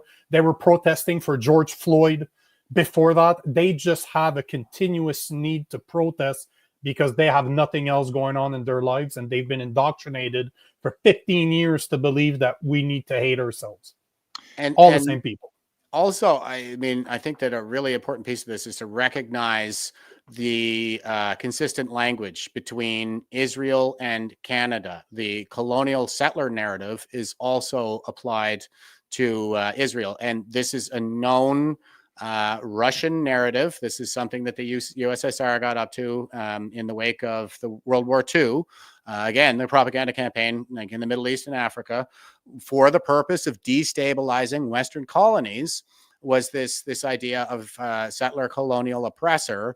I mean, colonialism was probably the best damn thing to ever happen to humanity prior to the post-World War II global liberal order. But so it was an emancipation effort. It's either the world's totalitarians get into the Middle East and Africa and enslave everybody and enslave the human mind, or we get in there and emancipate it. And Africans never saw anything like indoor plumbing before British colonialism, and all of the actual like documentation that we could have on that would show that this was a benevolent effort. But the world's dictators will take that and flip the whole paradigm of good and evil to tell you that it was impressive. We were trying to employ people who didn't even have like indoor plumbing. And this is another one of those things that kind of comes down to IQ. I'm very sorry to say, like the sub-Saharan African continent has an average IQ of 70. So my heart goes out to them. That's an uncomfortable. You can't have that conversation, even though it's it is a factual thing. I should have saved the video because there was a great video of this very spoken African that was talking to an American about white supremacy and where the word came from. And he's like, from where I'm from, we saw the white men as superior because of their technology. They showed up here with technology that we've never seen before. So we basically all agreed that they were superior as in white supremacy. Not that they were better as in they're better human being, but we had never seen guns before. We haven't never seen inside plumbing, just like indigenous people had never seen massive ships like the ones the European brought over 400 years ago. It's just very interesting how you can take history, spin it onto any place you want, as long as you're the problem at the end of the day, right? And that's exactly what they're saying. What they do. But I just want to see that African guy explain it to an American. You should have seen that girl. That girl is like the typical American that believes she's a African American but never been to Africa. She's wearing the whole African getup, and then you have this black guy that's from Africa explaining to her the provenance of what white supremacists comes from, and she is just mad. I should have saved that video if I would have known. Well, because he didn't toe the line, right? Because he's racist. Yeah, he's he's racist against black people, 100%. Something you just said, Jeff, and it's a great point, and it's such a perfect example of how I was saying a left-wing thought is really just about self-hate, it's not about principles. Is, as you said, the colonizer, oppressor-oppressed narrative is dominant in the West and is always directed at us and why we're bad and wrong, and yet never a fucking peep about Arab colonization. Every single Palestinian is a colonizer. Every single Arab in North Africa, in Morocco, in Tunisia, in Algeria is a colonizer, is a direct descendant of colonization. Every single Arab outside of present-day Saudi Arabia and possibly Yemen is the direct result of colonization. You're racist. And they will never, they will never say that. They will never say that. But that's exactly why, because it doesn't fit the narrative of hating the West. Anything to do with the West is bad. Anything to do with the outside is good.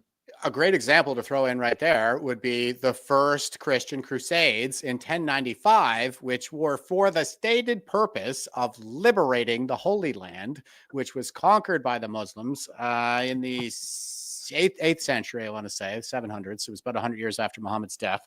I can't remember exactly the year that Jerusalem was sacked. But anyway, and they suffered a couple of centuries under brutal Muslim colonization, if you want to call it that. Like you're a second-class citizen unless you convert. They would keep people alive. They mostly killed or converted them, but eventually realized you needed to keep some of them alive to pay the jizya, which is the tax that you have to pay to be a non-Muslim. In 587 BC. Coming soon to a province near you. Another important narrative to, I think, highlight here is the slavery narrative, because the colonial narrative, the colonization narrative didn't really take hold in the United States. It was only the West, right? Yeah, and it's usually laid at the feet of the Americans. Now, the international slave trade was run by the Barbary pirates in North Africa, who were Muslim, out of the capital called Tripoli, and the very first foreign war that the Americans ever fought was the Battle of Tripoli. And it was for the purpose of smashing the Barbary pirate slave trade, who took way more white slaves than they ever did African. And they were absolutely brutal to the Africans. I mean, if you could read some of the stories of what they did to them, it's absolutely blood curdling. There's all this castration, and they liked they liked white females, so they tended to take a lot of slaves from Poland, and the Polish, coastal villages still sang like folk songs about it.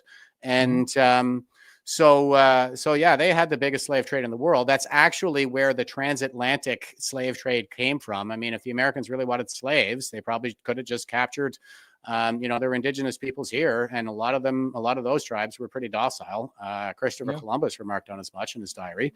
So they could have captured some of the more docile trades and made slaves out of them. The indigenous people were enslaving each other all the time, so they could have just bought some slaves from them. That's why the Brits banned slavery, was because especially Western indigenous tribes were such the Haida were such god-awful slavers. We had to send the RCMP in there in like 1920 just to, no, not that late. I'm sorry. It wasn't anywhere near that late, but it was the RCMP had to go in to emancipate slaves from the Haida out west in Canada. So that's a natural part of the human condition. We're a slave master species, social hierarchical of course.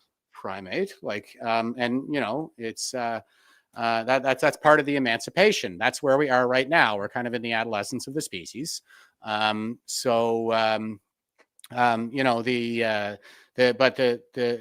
the Battle of Tripoli, it was, I think, Thomas Jefferson who went to, or maybe he was the president, I'm not sure, but he went to Tripoli and he was like, why is it that we don't have any quarrel with the Ottoman Empire, Americans that is, so why is it that you sink our ships and capture our people and enslave our people? And he said, because the Quran gives us license to do so. It's part of our religion. And they said, okay, well, we'll send John Adams with his navy over here to smash your trade, your pirate slave trade. And that was the end of it. They've done more to emancipate.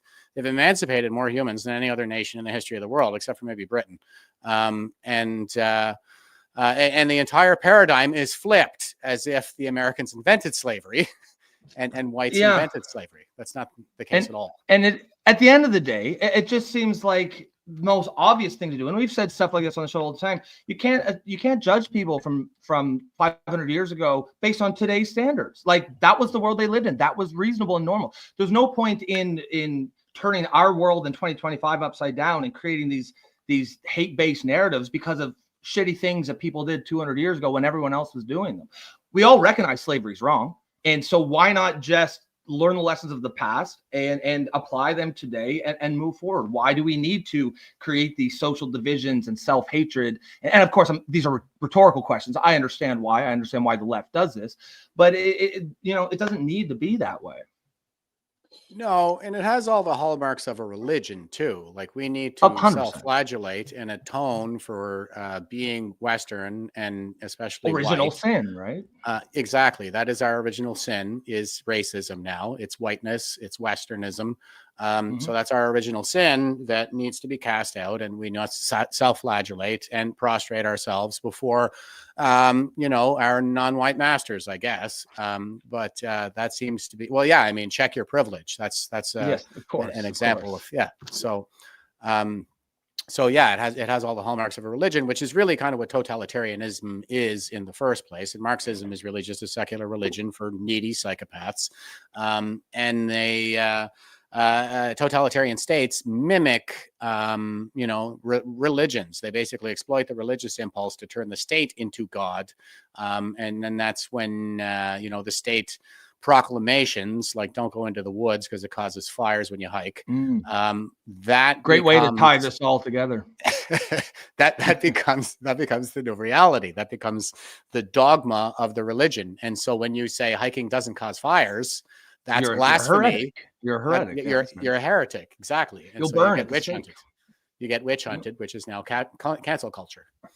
But there was a great video, I'm looking for it right now, from this Iranian that was explaining that every single time, and this video is from end of the 90s, like you can say from the granular nature of the video, but he's explaining how it seems that they always, in order to conquer today, Muslims will align with the left.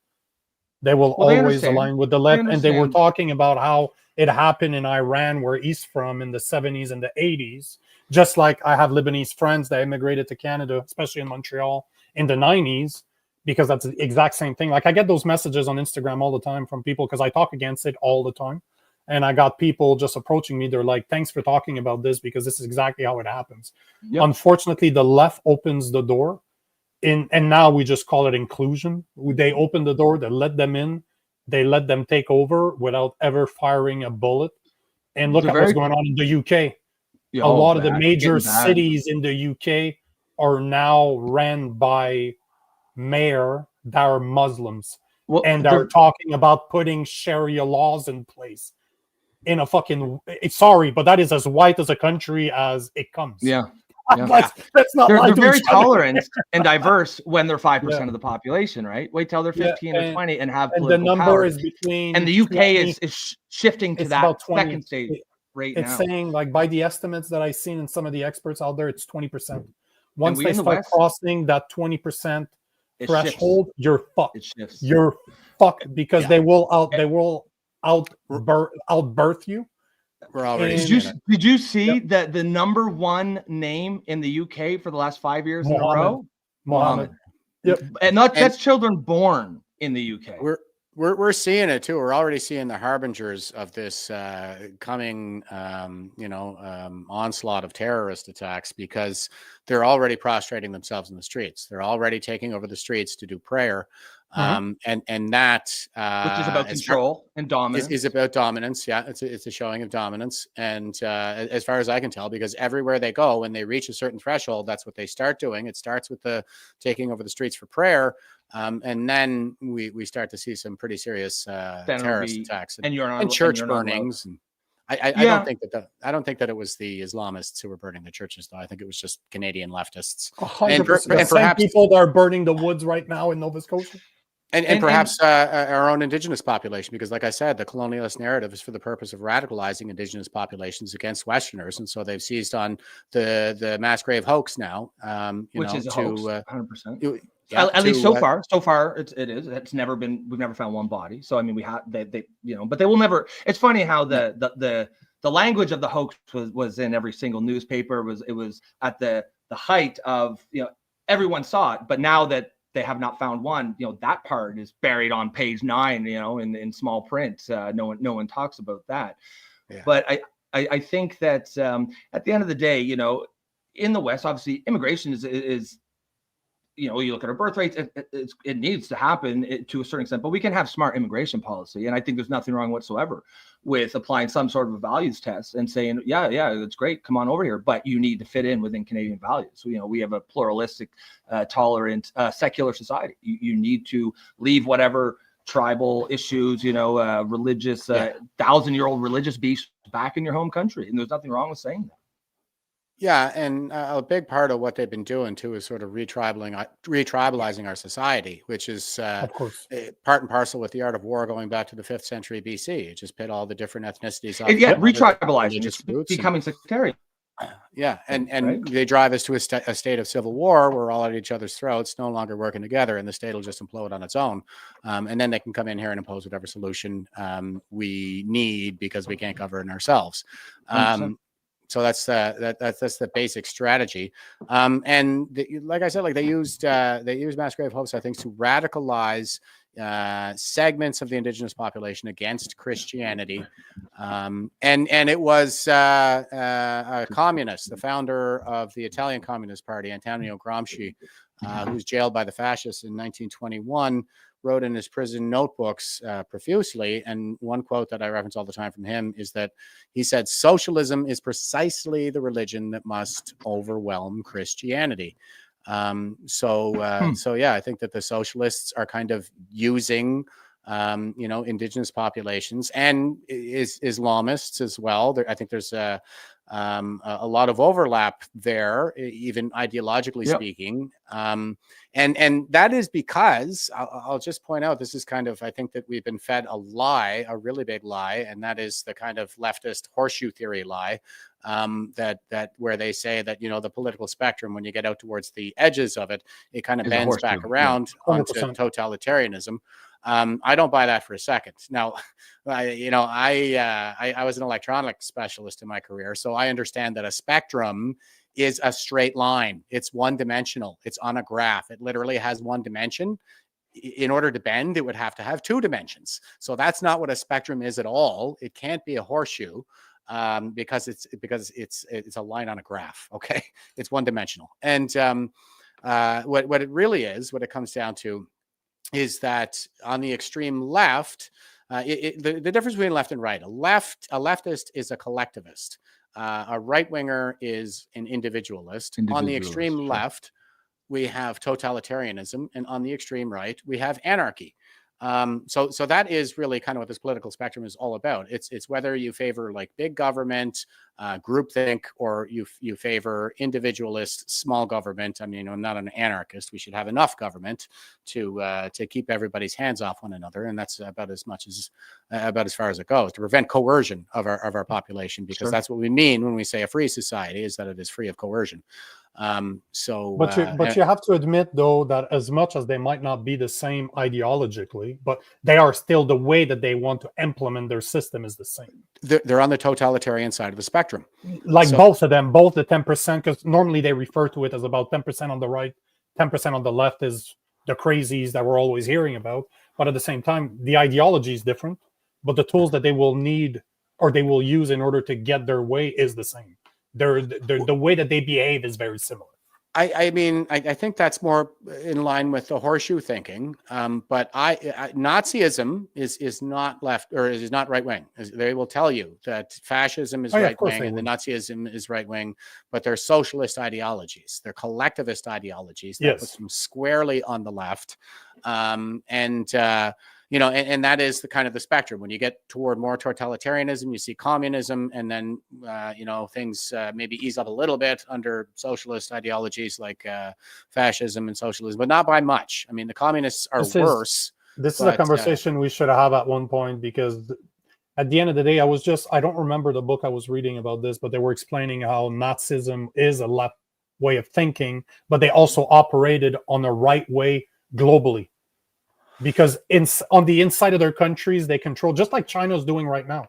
China is a communist country, so they're very left within the inside of their country, but they have to deal with other countries. So they love capitalism. It's just that to be able to get to be capitalists.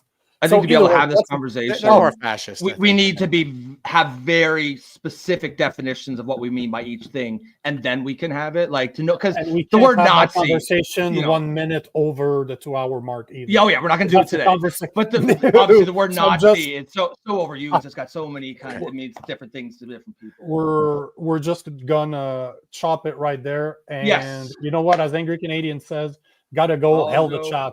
Hell the chat.